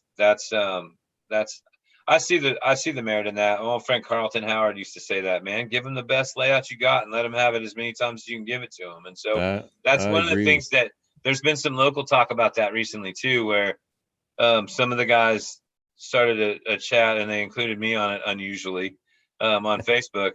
They tagged me in there too. And they were like, why don't we just do something where it's 3 rounds, even if it's 3 days, 3 rounds. And they were like going pro only. And I'm like, yeah, I'm not interested. It's not just going to be pro only because you're not the only ones that are going to want to play this. But they're like all long pins, all long tees the whole way, no breaks, just do it. And I was like, all right, that's probably coming. It may start as a 1 day. It may be like a 1 day beach here or something like that, where we just play 2 rounds and it's all everything you got. Mm-hmm. Here's what, show me what you got. Let's see it. But the primary reason I ran the tournament the way I did this year is because every time I've added even the course across the train tracks, I've always had people come back and go, it's not 3 rounds at Zebo's. Yeah. Even if it is that part of the park, it's still not the same course. And I agree. So, I played that side and just didn't. I mean, you just get used to it. It's like your favorite pancakes at IHOP. I mean, it's you know what you like, Yeah. And then when it gets switched up on you and you got to play that in a tournament, that's a little different. But I still enjoyed it no matter what. I mean, don't get me wrong. No matter what. Well, that's funny. That's one thing that's I'm fully aware of it. Like, this is a fair weather town. There's no 2 ways about it. In so many different ways. And I'm not just talking about from golf. I'm talking about shows that come to town that sell out everywhere else, and they'll miss the one date on the whole tour that didn't sell out will be Dallas. I get it. There's also a lot of people that don't want to drive an hour out here and take that ass whooping that is Zebo's. I get it. But there's also a whole lot of people that's the only whooping they want from that weekend is from the permanent course at Zebo's. They don't want to drive out to Weatherford and play around so that more people can get in the event. They want to just play Zebo's. And so that's always made it difficult to make it a bigger event than 90 players. Mm-hmm. But, I'm not, I'll be honest with you. I'm thinking and I may, this may not happen, but I'm really already thinking hard about next year, and we may expand it to a Friday, Saturday, Sunday tournament, but we may run it with pools with 3 rounds a day. Maybe, I don't know. We'll see. But that's what I'm thinking about right now. I just haven't figured out how to work the skins into that whole mix. If we've got to put 3 rounds through it on Sunday, because people want to get home, and I understand, and not everybody can wait to go home till Monday. Save me a spot because I want to play it. I was kind of bummed that I didn't see it, or something happened. It filled up. I can't remember, but I didn't get. Oh, that's one of the things I involved. was going to say earlier. I got kind of sidetracked myself, but this was the easiest tournament in a lot of ways that I've ever had to run, because like the tournament filled in 10 days, and all I did was move emails into a folder. I didn't have to update the PDJ website. I didn't have to do any of that stuff. It was all on Disc Golf Scene. And then I had 10 people on the waiting list pretty much steady for over a month, and people would fall out. I give them a refund. Their entry fees were already paid from Disc Golf Scene. It's like a whole different world out there, Dave. Like, Yeah, think I about like it it. back at 20 years ago when people would call me up and they would go, "Hey man, can you hold me a spot? Can you hold me a spot?" Like, I mean, you just said it to me, and I'll hold you a spot. I'll let you know when it's going live. But like, well, just let me pay you on Saturday. No, why don't you pay like the other 10 people in the waiting list did? And you got your spot. And when it's done, it's done. You're in there. There's no question whether or not you're showing up. You've already made the commitment. It's nice. It was really cool, Yeah. Hey, I was having dinner earlier with my brother, and he's really into ball golf, and he's actually watched a lot of USDGC, and anything that I find live, especially now, it's like every weekend I can watch. I can send him a link to the Pro Tour, and they do a great job. So we're just talking about it, and I said, man, the COVID ramped up the way disc golf handles the whole technical side of the sport. Yeah. And it's beautiful, like, especially for, guys like you, and, tournament directors and people that run tournaments. It's like, man, it's such a hard job. I know you and I and Chris have talked about this last time we interviewed. We talked about how hard it is for a TD and what they've got to do. But man, if it's any consolation, technology helped you at least, get over a couple of the humps, the things Oh, that for were the sure. most time consuming and Well, and it tedious. caused us to stumble, but it was also the solution in that first round. Technology foiled us and then saved us at the same time, that first round. And then I rattled a bunch of cages with the PDGA, and probably ruffled some feathers with a couple of my text messages. But by the time it was all said and done, we had 2 different people, and then a third called Brandon and talked to him about stepping him through how do we fix this problem. And by the time the second round hit, we were ready. And I was literally walking out into the middle of the field between 9 and 10 with the horn, and I'd have on my phone, and I was watching the PDGA live scoring. And when these people's rounds were done, when the last card's round was marked complete on there, I was blowing 2 minutes. And like, we were getting them off the course and putting them right back on the course, literally that quick. And if we were counting on, verbal check-ins and people picking up scorecards and stuff, it wouldn't have been smooth and seamless like that. It wouldn't have been like, well, we anticipated parking problems because how big that parking lot is. Well, I told people right away. We had Lee Letts came out with his baskets and set up a practice area on Saturday. And then with the weather, we shifted gears and made a plan to use the 5-hole alternate that we've used over there on the other side of the tracks. And, I made a couple calls Saturday night to secure a couple of heavier duty baskets to make it all happen. And, like, I was encouraging people, okay, go use the practice facility, use the practice field to warm up if you feel like the course is going to be stuffed for you. And if you're there with one of your buddies, one of you leave a car there and the carpool on over, and then I told them where to park. If you were on the side where you could park there on the other side of Winscott and walk easily. And, we had no trouble with parking. We had a little trouble with technology the first round, but once we got past that hurdle, man, it was smooth sailing. And you're right, the technology, the way that we're running tournaments, and the way that we're taking advantage of the tools that are in everybody's pocket.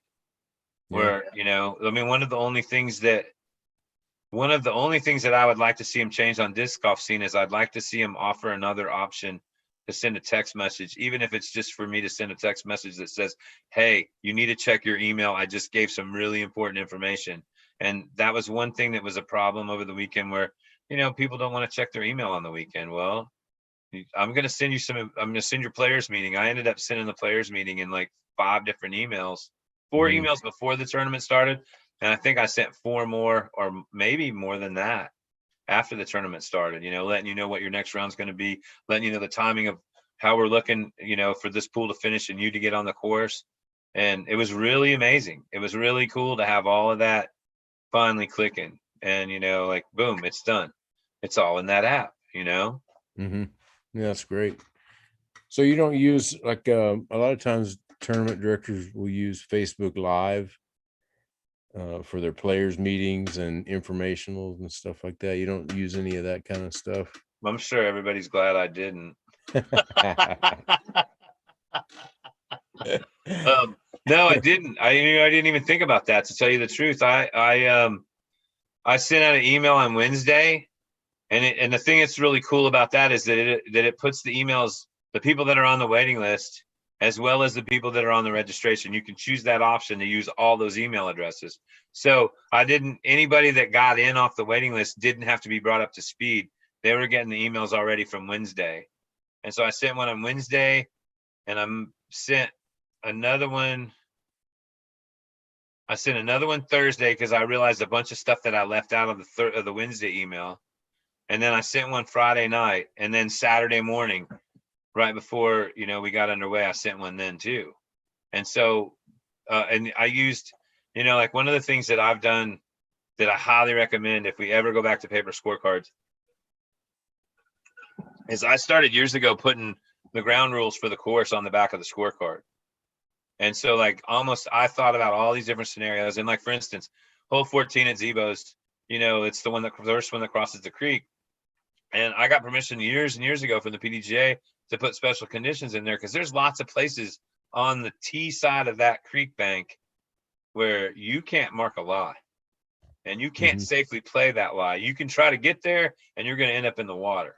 And so, instead of someone getting hurt, getting wet, all of the above, I asked for special conditions and said, hey, look, I want to give them a drop at the bottom foot of the, if they're not OB, I'm giving them a free drop if they're on that side of the creek. If they're OB, then the drop costs them a stroke.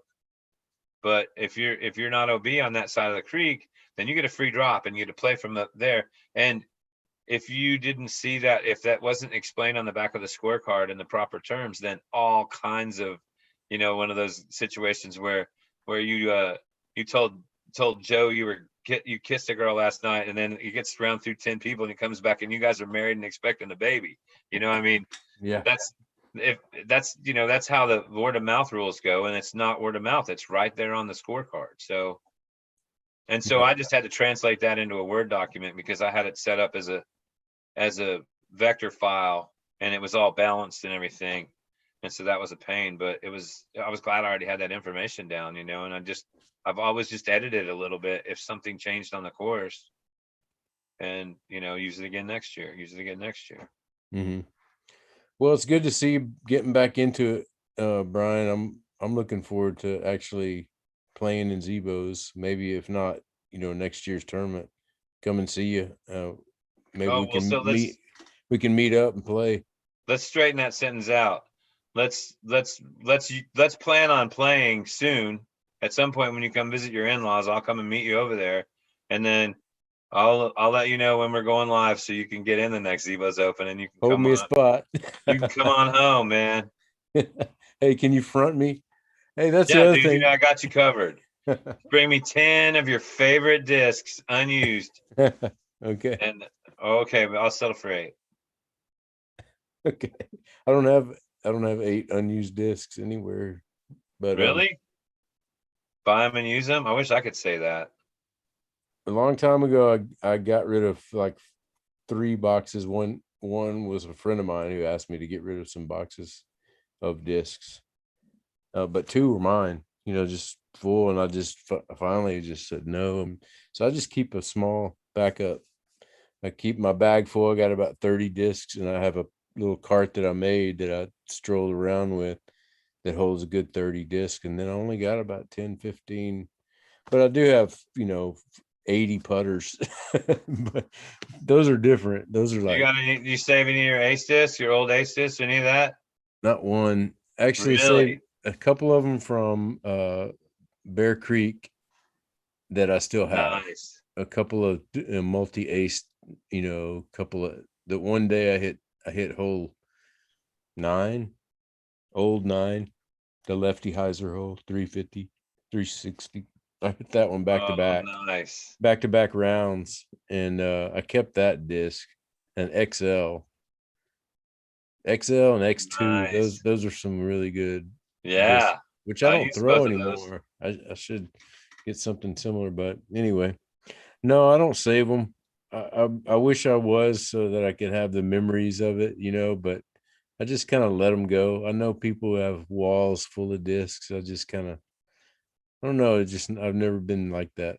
Like, I don't even know what trophies are, it's like, I just kind of, it's just a thing. Sure. Well, and and I'm not trying to blow my own horn with this either, but there's a lot of trophies out there that weren't necessarily worth keeping. And that's one of the things. Well, That's that's one of the what, things that we've done for years at Zebo's and most of our events is that we've always made metal minis. yeah. And you get your name on your metal mini, we'll send it to you later.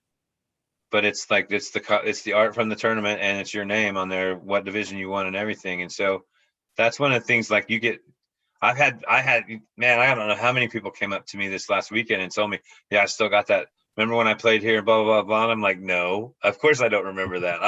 I'm sure I was here, but I don't remember it. And they're like, man, I still got the trophy from winning that division, blah blah blah blah. No, And I'm thinking of a shirt, and it wasn't even a trophy. I never won one of your trophies, but man, that number 10 with the V. No, not 10. I no, guess Big that's Show 5. 5. Yeah, Big Show 5. That was my favorite shirt of all time. And do you still have any of those? I'll take one. No, I I don't. wore But mine completely out. I mean, that was like my favorite shirt for years. Avery liked the one, I think, before that, the one that had the four ovals. It was brown and cream color. Yeah, He hit I me up had a that while one back. too. He hit me up a while back and asked me if I had any more of those, and I was like, I probably do have one of those that would fit you, but it's mine, And so, and I like that one too. That was one of I my wore old that one favorites out as as well. I have a picture from Disney World, and I'm sitting there with one of the characters, and I got that shirt on.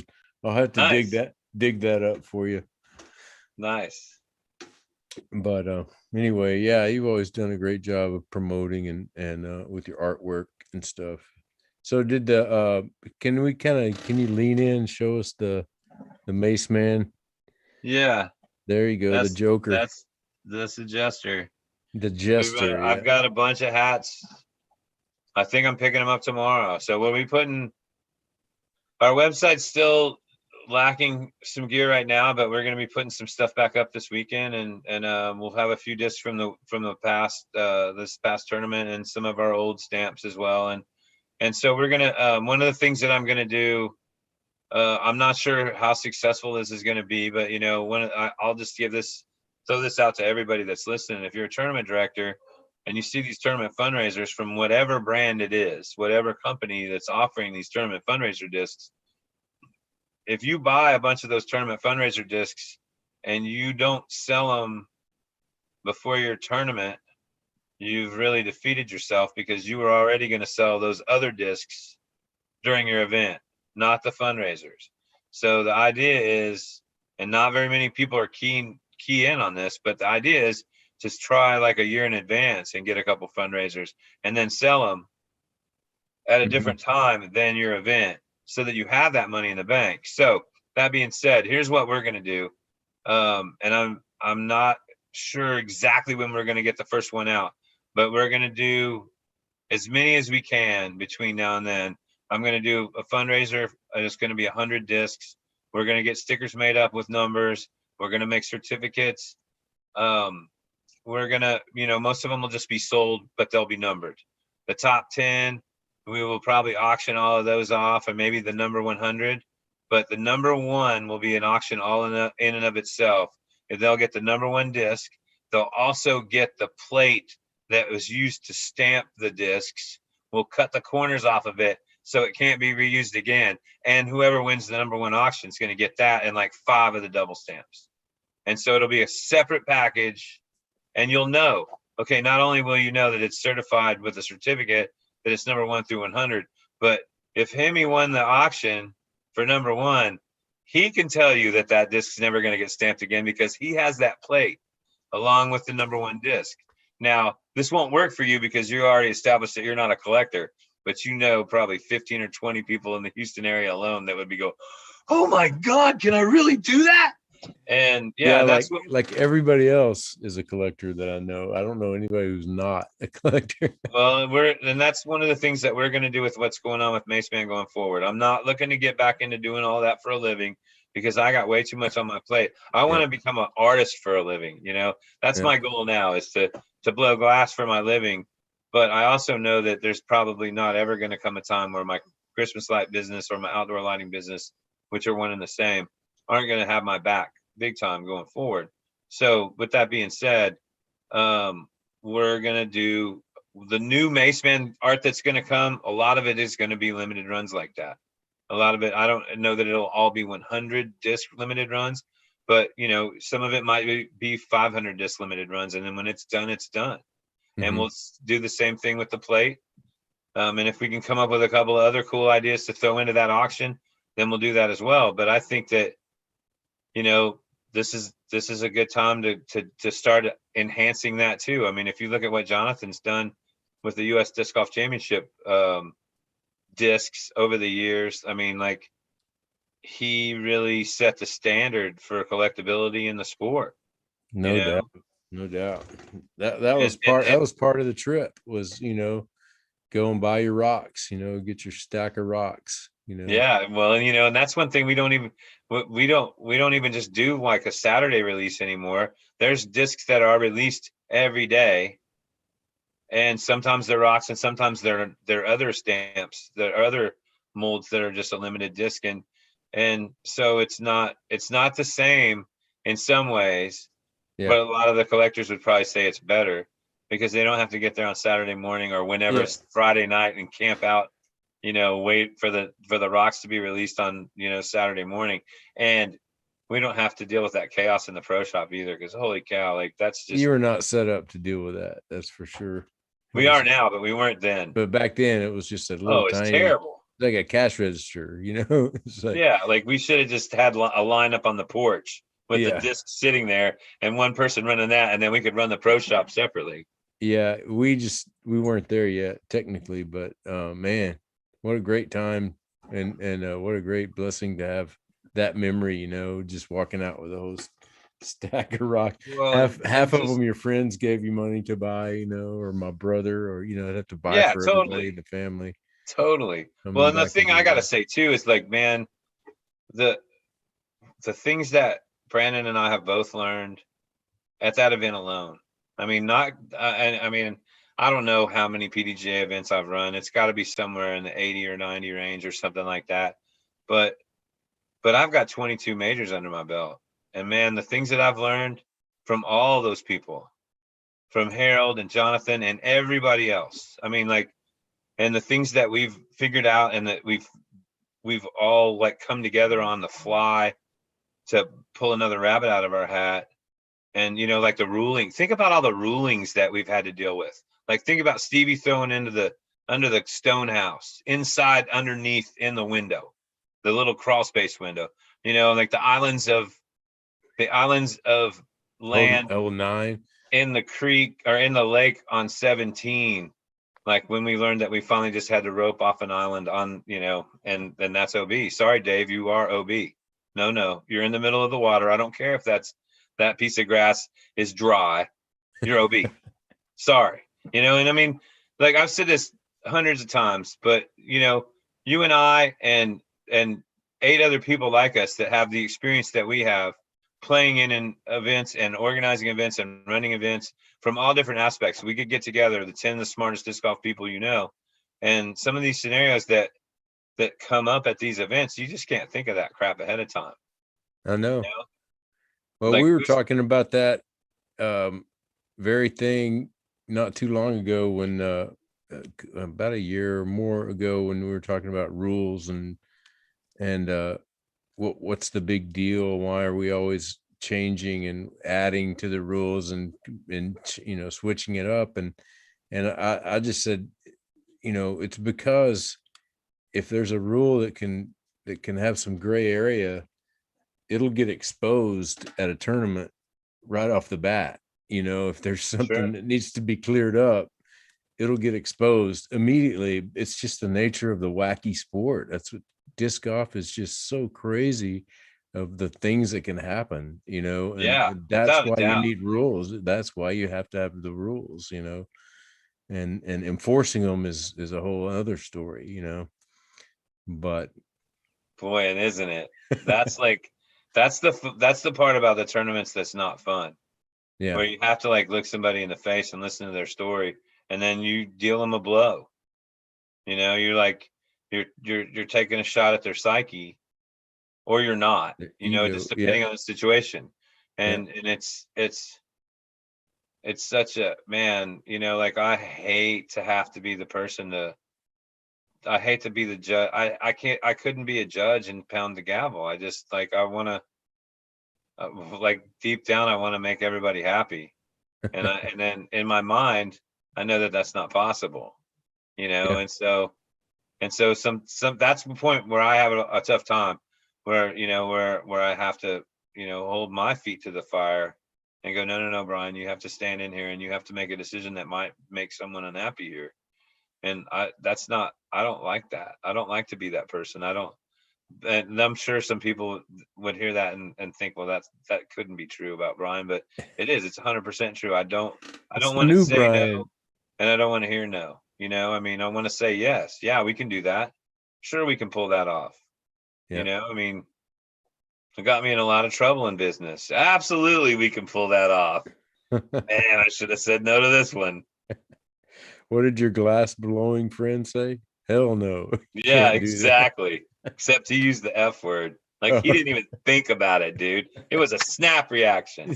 No way. And we still pulled it off, you know, and it was that's why I wanted to draw attention right off the bat about Freddie holding that trophy. It meant something to me when I saw that, because I knew how much that meant that you put into that piece. You know, and I don't know how the money thing went, if that was just a total, this is a whole other avenue we could talk about as artists getting paid, you know, which we don't have time to talk about. Yeah, that's a whole nother. When I saw that, I was like, man, that's a nice trophy, Mace, man. That's all right. So let me tell you a story about those trophies. Okay. Those trophies. So like, I've spent a lot of time this year working on trophies. You know, the Phoenix ones are always a little bit of a grind and a bit of pressure because I come out of Christmas light season and I need a little break, but I got to have those trophies ready to deliver for the first weekend of March. And I you know, it's not always easy to pull it off. Well, so I went from that trophy project and I was like, okay, I'm on trophies. My shape is so close to where I want it. I want a little bit taller and a little bit narrower, but I'm really, really pleased with the trophies I've turned out this year. And so I was like, all right, well, I'm going to put my foot on the gas and I'm going to get these championship trophies out of the way. And I'm going to make a couple for my event.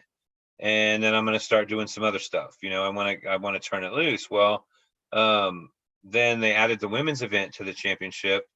And so in my mind, I'm like going, well, how are you going to give guys my trophies and you're not going to give girls my trophies? Because let's just face it, the women, one of the few things I got that the women love is my trophies. Okay.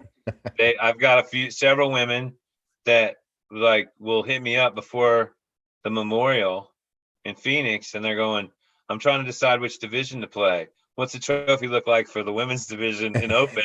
And what's it look like for the women's masters division? And I'm like, well, if you want one that's got color, you need to play open, because, you know, Keith has me make a colored trophy for the open pro men and open pro women. The rest of them are clear, and they're really nice, clear trophies. I mean, they're just as beautiful they're just, you know, not as expensive and not as labor intensive. But Yeah. you know, like so I knew that when the women's event got added officially to the championship, that there would be 3 more, and it just took a little bit of time before that became the truth.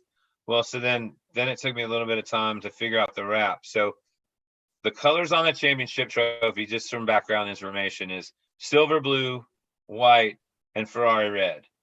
The silver blue, it's red, white, and blue, but the silver and the blue and the white react with one another.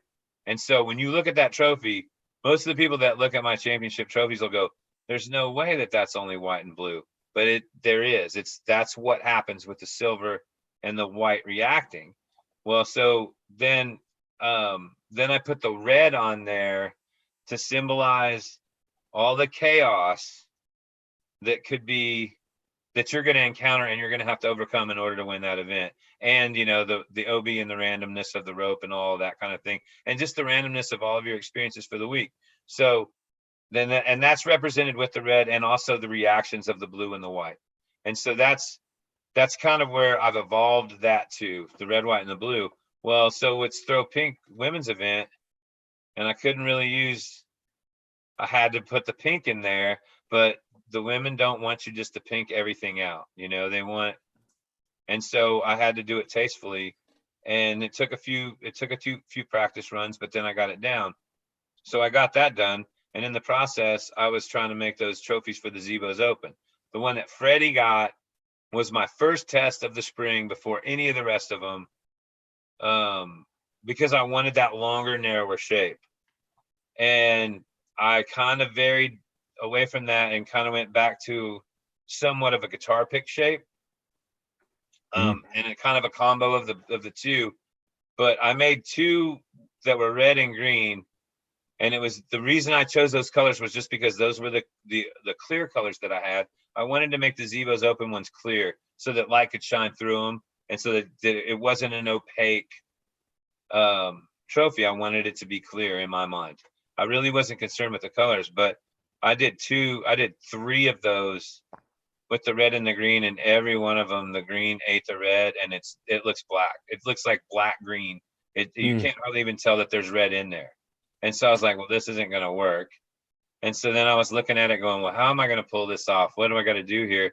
And then I looked at my stock on my blanks, and I was like, well, I got this yellow and red one. Why don't I just make another one to go with it? And then, you know, I'll use those yellow and red. And I've used that yellow and red for Phoenix before too, but most of the time I use the red, yellow, and blue for Phoenix because that's the flag colors for Arizona. Mm-hmm. So I'm sorry I'm making this a long story, but you know how I get.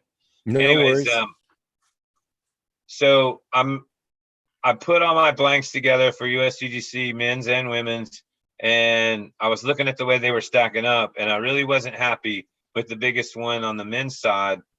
I was really pleased with the way the women's ones turns out, but the biggest one on the men's side wasn't big enough to kind of set it apart from the second place one. And so I went back to make another one, and I blew the bottom too thin and busted the bottom out of it. Oh. Later that day, later in that same session, I made what was supposed to be the mate for the one that Freddie got. And when I went to touch it with my tweezers in a little bit of water, without touching the piece itself, I was just touching the connection on the pipe.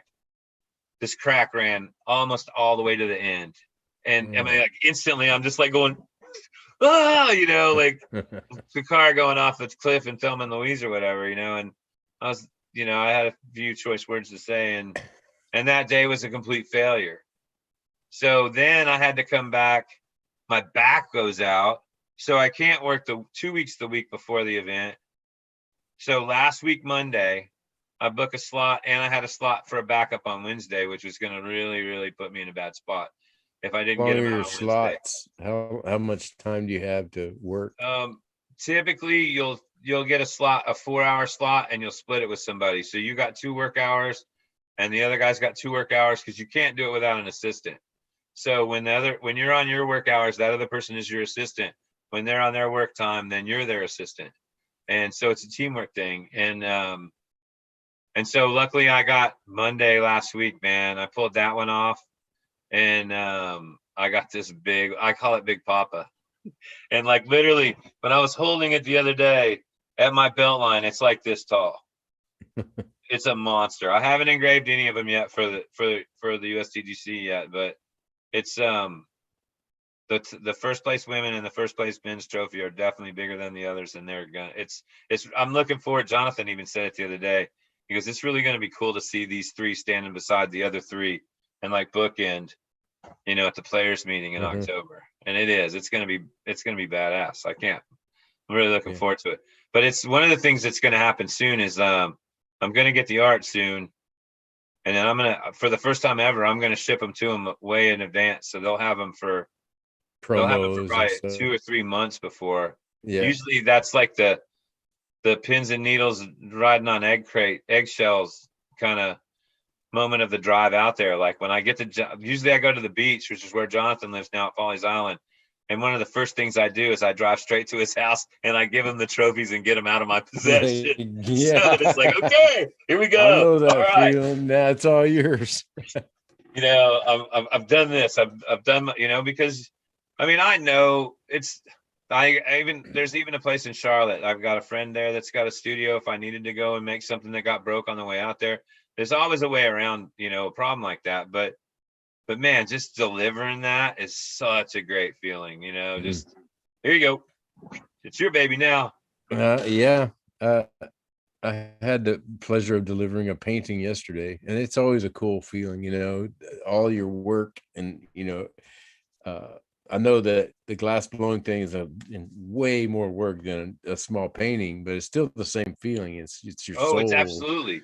It's your soul. Man. It's like you to catch that reaction and to be received, and also just kind of sometimes I feel with my work, you know, I feel like sometimes I didn't hit the mark sometimes, you know, and I can tell that they didn't feel that punch, but man, it's rare, you know, that like my whole art world, everything revolves around making people enjoy the art, you know. I'm not an artist trying to make a statement or scream about, you know, the way the world is or whatever. I'm about making things pretty and giving people a little bit of joy and you know, color, texture. For sure. Yeah, for sure. That's me too. Like I describe it like this. Like, first and foremost, there's not ever going to come a time in my life where there's not going to be some glass art involved in one form or fashion. And I'm already in the midst of deviating some, but there's still, it's not what you know already isn't going to change. There's just more coming. But I have never found anything that makes me feel the way that this makes me feel. You know, there's some days where you go over there. I describe it like this. Some days I stick out my hand and great stuff comes out of it. Other times it's clogged at the elbow or at the shoulder or like right at the top of my neck, you know. There's clogs that happen, and some days they make you feel a way you haven't felt before too. It's not a good way. But there's that too. There's the positive and the negative side. But I get so much from the positive, and I'm trying to pull a little bit of that out of your heart too when I'm handing you something, you know. And like when I got that painting from you last year and I fired that back, well, how do you want me to pay you? And you said glass. I was like, awesome. That's you know what I mean? Because dude, I got a lot of respect for you. You're one of my friends that I hold in very high regard. Not that I hold any of them in a low regard, but like, you know, you're up there with Hal Baby and a bunch of people. Like, nice. You're on a short list, bro. And for you to want some of my art in your house, like, dude, that's better payment than money. Well, you know, seriously. Your art speaks for itself, but it's also like I'd noticed a change in your personality since you started doing the glass blowing. You know, like you become a kinder, gentler mace man. Well, you know, here's what I say about that.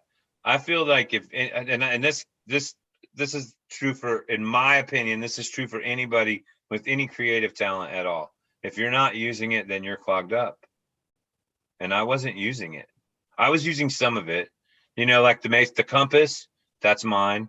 I Yeah. created that on graphics, on CorelDRAW, using it on a graphics program. There's a lot of the art that you know of Mace Band art. All those Poison Ivy Open stamps from back in the day, I did all of those. Those are all my original artwork, you know, with the bear paw and all that. Oh You yeah. know, and like so I was getting it out, but I wasn't getting it all out.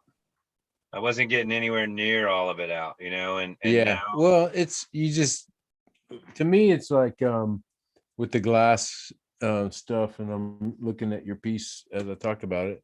But like, you know, this kind of stuff right here, as opposed to graphic art, you know, it's just there's so much.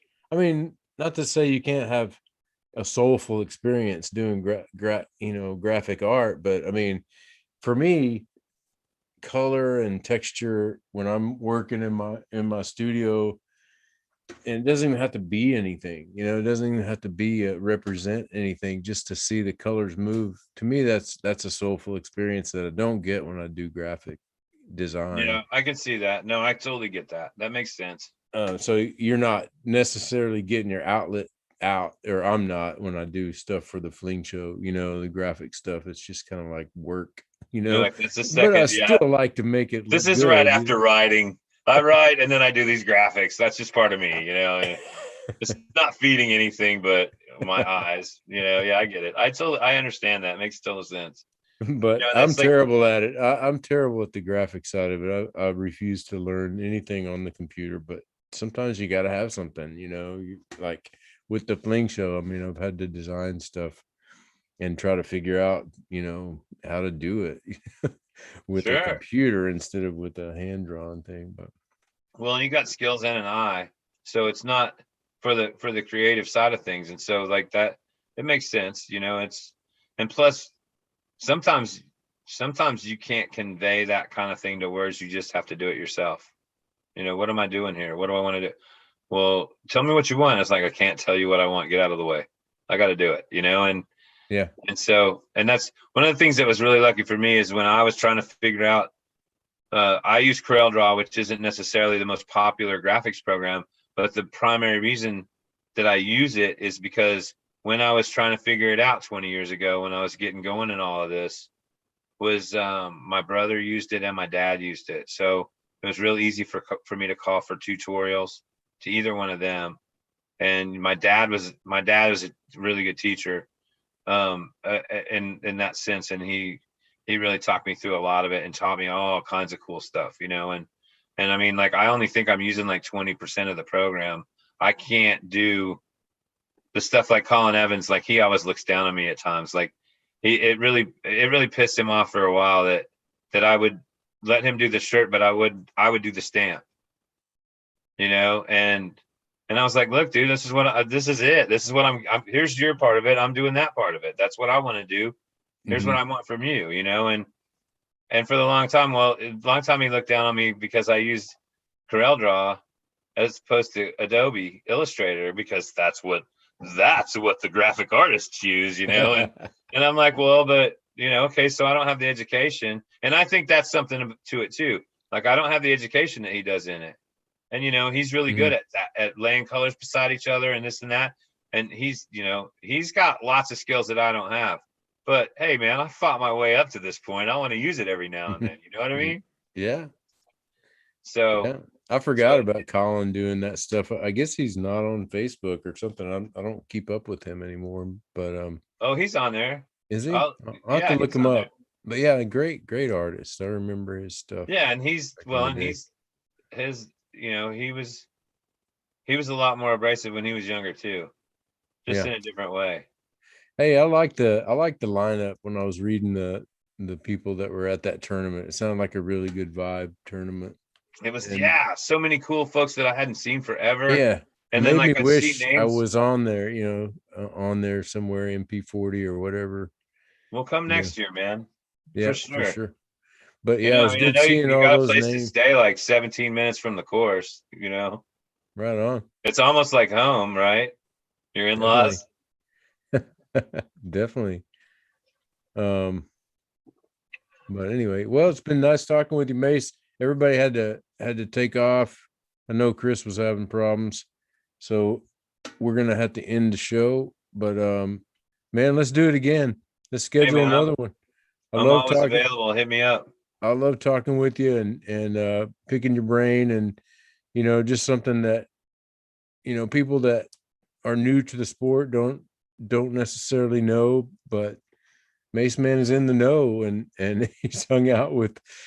I love watching the coverage from the tour on the weekends, because I see people all the time, and I just feel so lucky to have played around with that person, or a competitive round here and there, and or hung out, had dinner you with. have like this wealth of of knowledge of the sport that because you're coming from a totally different perspective. I kind of came in as kind of like a stay-at-home dad who played a lot of disc golf. That's sort of that's who I was, and I didn't really want to get serious about it for some reason, but as that far didn't as work like very well, did it? No.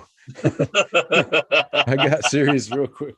But the thing is, like back in the day, there was a saying, you may have even said it, you can't make money off of disc golf. Did you ever hear that? Did you ever hear that saying? How many times did I hear it? And now, it's like, okay, well, I think you can, I think it's okay now, right? It's acceptable. Yeah, it is. I got Zane Letts is working for me. He's one of the primary person that I'm gonna have helping me with the Mace Man stuff, besides Brandon and myself, obviously. But that's kind of going to be his duties, one of his duties with us. And he's also helping me with some metal sculpture that I'm about to, hopefully probably maybe by the end of June, I'll have 3 examples ready to show off to everybody, where it's going to be light, glass, and metal. And so, he and I've known him for a really long time, but I don't know him as well as I could, right? And so he's been coming over to the shop every day, or not every day, but 2 or 3 times a week, or 4 sometimes. And we've been talking about it, and I go, you wouldn't be like, he's telling me about all this stuff. Okay, those are going to sell. That's going to go crazy. This isn't going to go so much, blah, blah, blah, and it's great because I don't have that perspective. I don't have the understanding of what's going on. I've got a broad knowledge. He's got a very precise knowledge about these things. And I've been telling him, I go, I was just talking about it yesterday with somebody else too. No, it was with him. I was like, man, I've had an enormously hard time overcoming in my mind when I'm making estimates up for my Christmas light company. Like, there's a trigger back there that's going, you shouldn't be making money at this. You shouldn't be making money at this. And it's because of all the bad training I got, in the early days of disc golf, and I fought all that, but I still tried, to fit in those guidelines, which are impossible to fit in and come out. You can't make a living at anything that you can't make money at. And that is like, that was the way it was back then. It's not like that anymore. Holy cow. No, everybody's sticking their hand in the pot, Yeah. And everybody, that I've been associated with locally here in Houston, a lot of startups, and even one disc manufacturer in Lone Star Discs was one of my sponsors, but also there's like Lucky Ace, and there's Gorilla, and there's just all these people just popping up all of a sudden, and if you have that perspective, like a Lee, or somebody who can kind of get you focused on how and what to sell. It's not hard rocket science to set up a website and start moving some product, and then come up with something. If you're creative, that's my thing with my art thing. It's like I don't have any desire or practical knowledge on how to build all that, how to make that happen. Sure.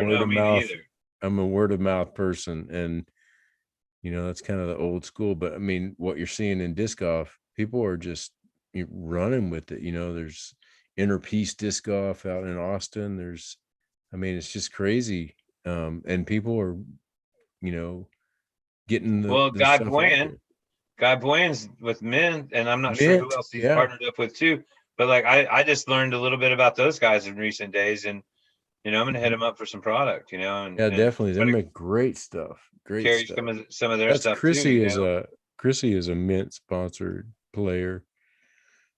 Our own Chrissy Fountain, and we're Well, hey, supposed so let me throw this out. And if you want to do it, that's fine. If you want to do something else, that's fine too. But like I said, probably within the next 4 weeks, I'm gonna do the resists and then sandblast all those trophies for the Throw Pink Championship and for the U.S. Disc Golf Championship. And if you want me to bring them on and show them off, that'd be great, and talk about that a little bit more, and I can take some. I don't know how to upload any video or photos to this from the process, but I'll take some photos. And yeah, we can do that. I can make them available or off videos. I can even like screen share, you know, if you send me over that stuff in a messenger or whatever, I could even share it to the screen when we go live. Well, if you'd like to do that as I would love to. A segment, probably I'm thinking that around the end. Well, I sent Jonathan a message the other day and said that I was going to try to have him in his hands by the end of June. So maybe like 3-4 weeks from now, I should have them done. If you want to do something like that, I'd be game for it for sure. Let's book it for sure. I love that. I, you know, it'd be really nice to. I think to just have an avenue to show them off a little bit before I hand them off. Let me pitch this to you. This idea. I ran this idea across to Andy a couple of years ago. And my vision back then was to get some local artists to set up booths and sell stuff, basically like a show, you know, like a fly mart or whatever, but you're doing it with art, and it could be disc golf related art, or it could be just art, you know. Right. And so you have an art show, and that's what you call this tournament. It's the art show. And so the winner wins something from each of the that's not a bad idea. Each of the artists or artisans who are showing their wares, or you could even have disc manufacturers or sellers or whatever to go along with it. But you call it the art show, and the trophy is art, you know. Yeah, that's a cool idea. Which is what you're doing, you know. Well, and you know, like a lot of okay, so let's face it, most of us are guys.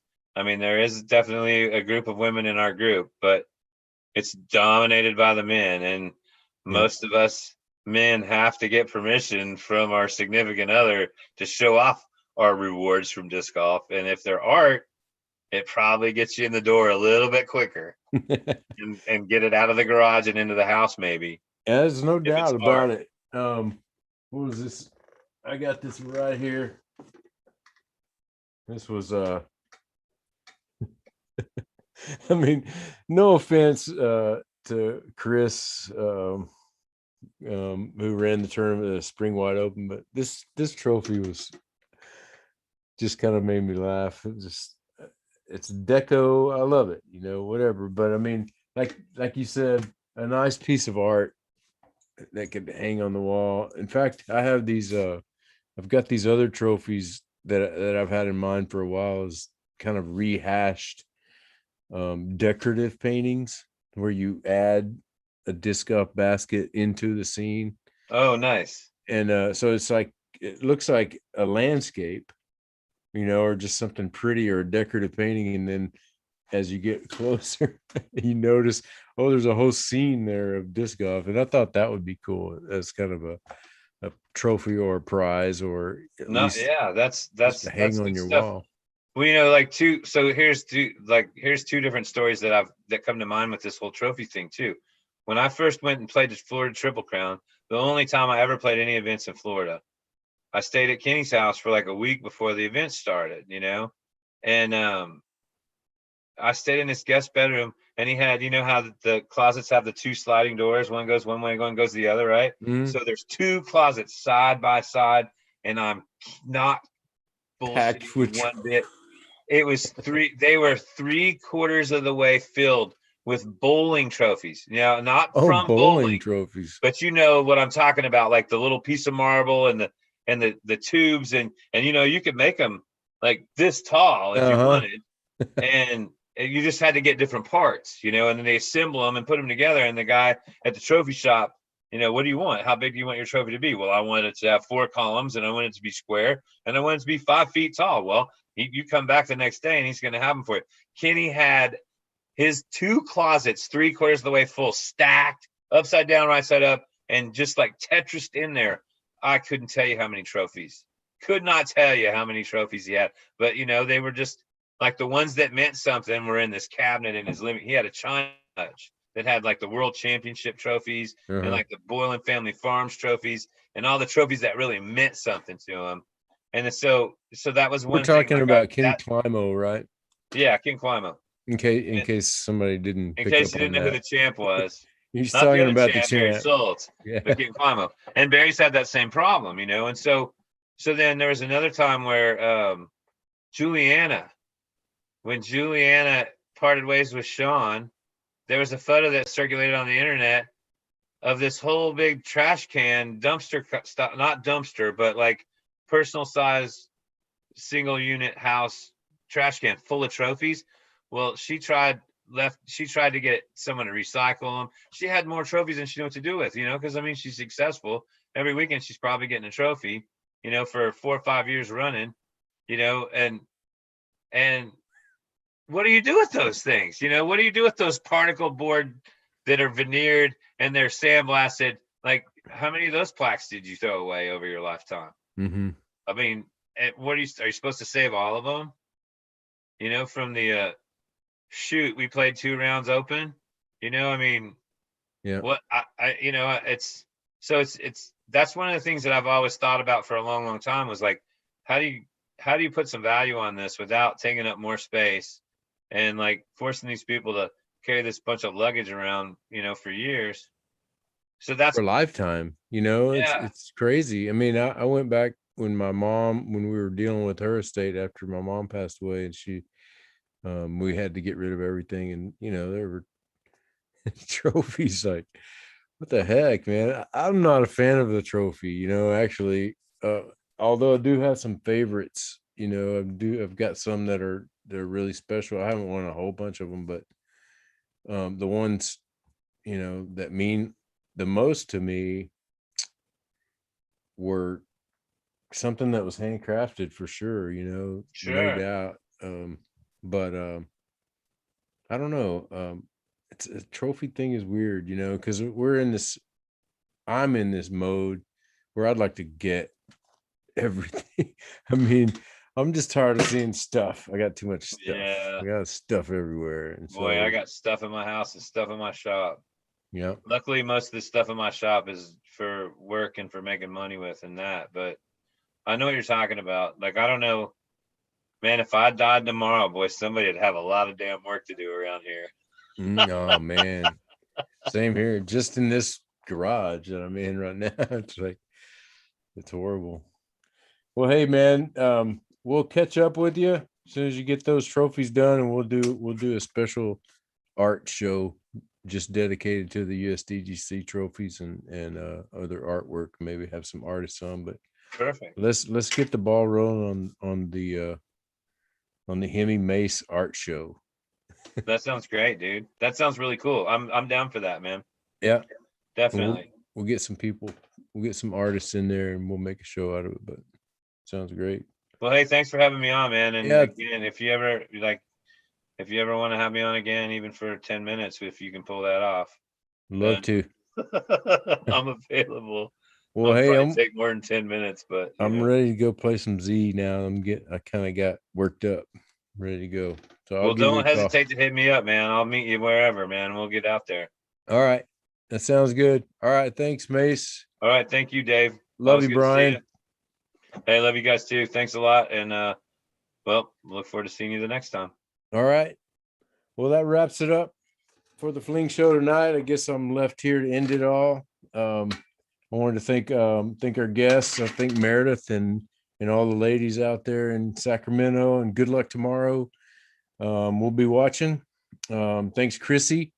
Once again, we've got some exciting stuff coming, some giveaways, and I'm sorry that we didn't have a chance. Everybody's sort of in their own separate places tonight, and Chris was sort of the leader as far as our giveaways, and we were going to answer some questions. We were going to field some questions from the live viewers. We're going to get to that. We're not to that level yet, But anyway, thank you guys. Thanks for watching. We'll see you. We'll be back Monday, same time, 8 o'clock. Good night. Have a good one.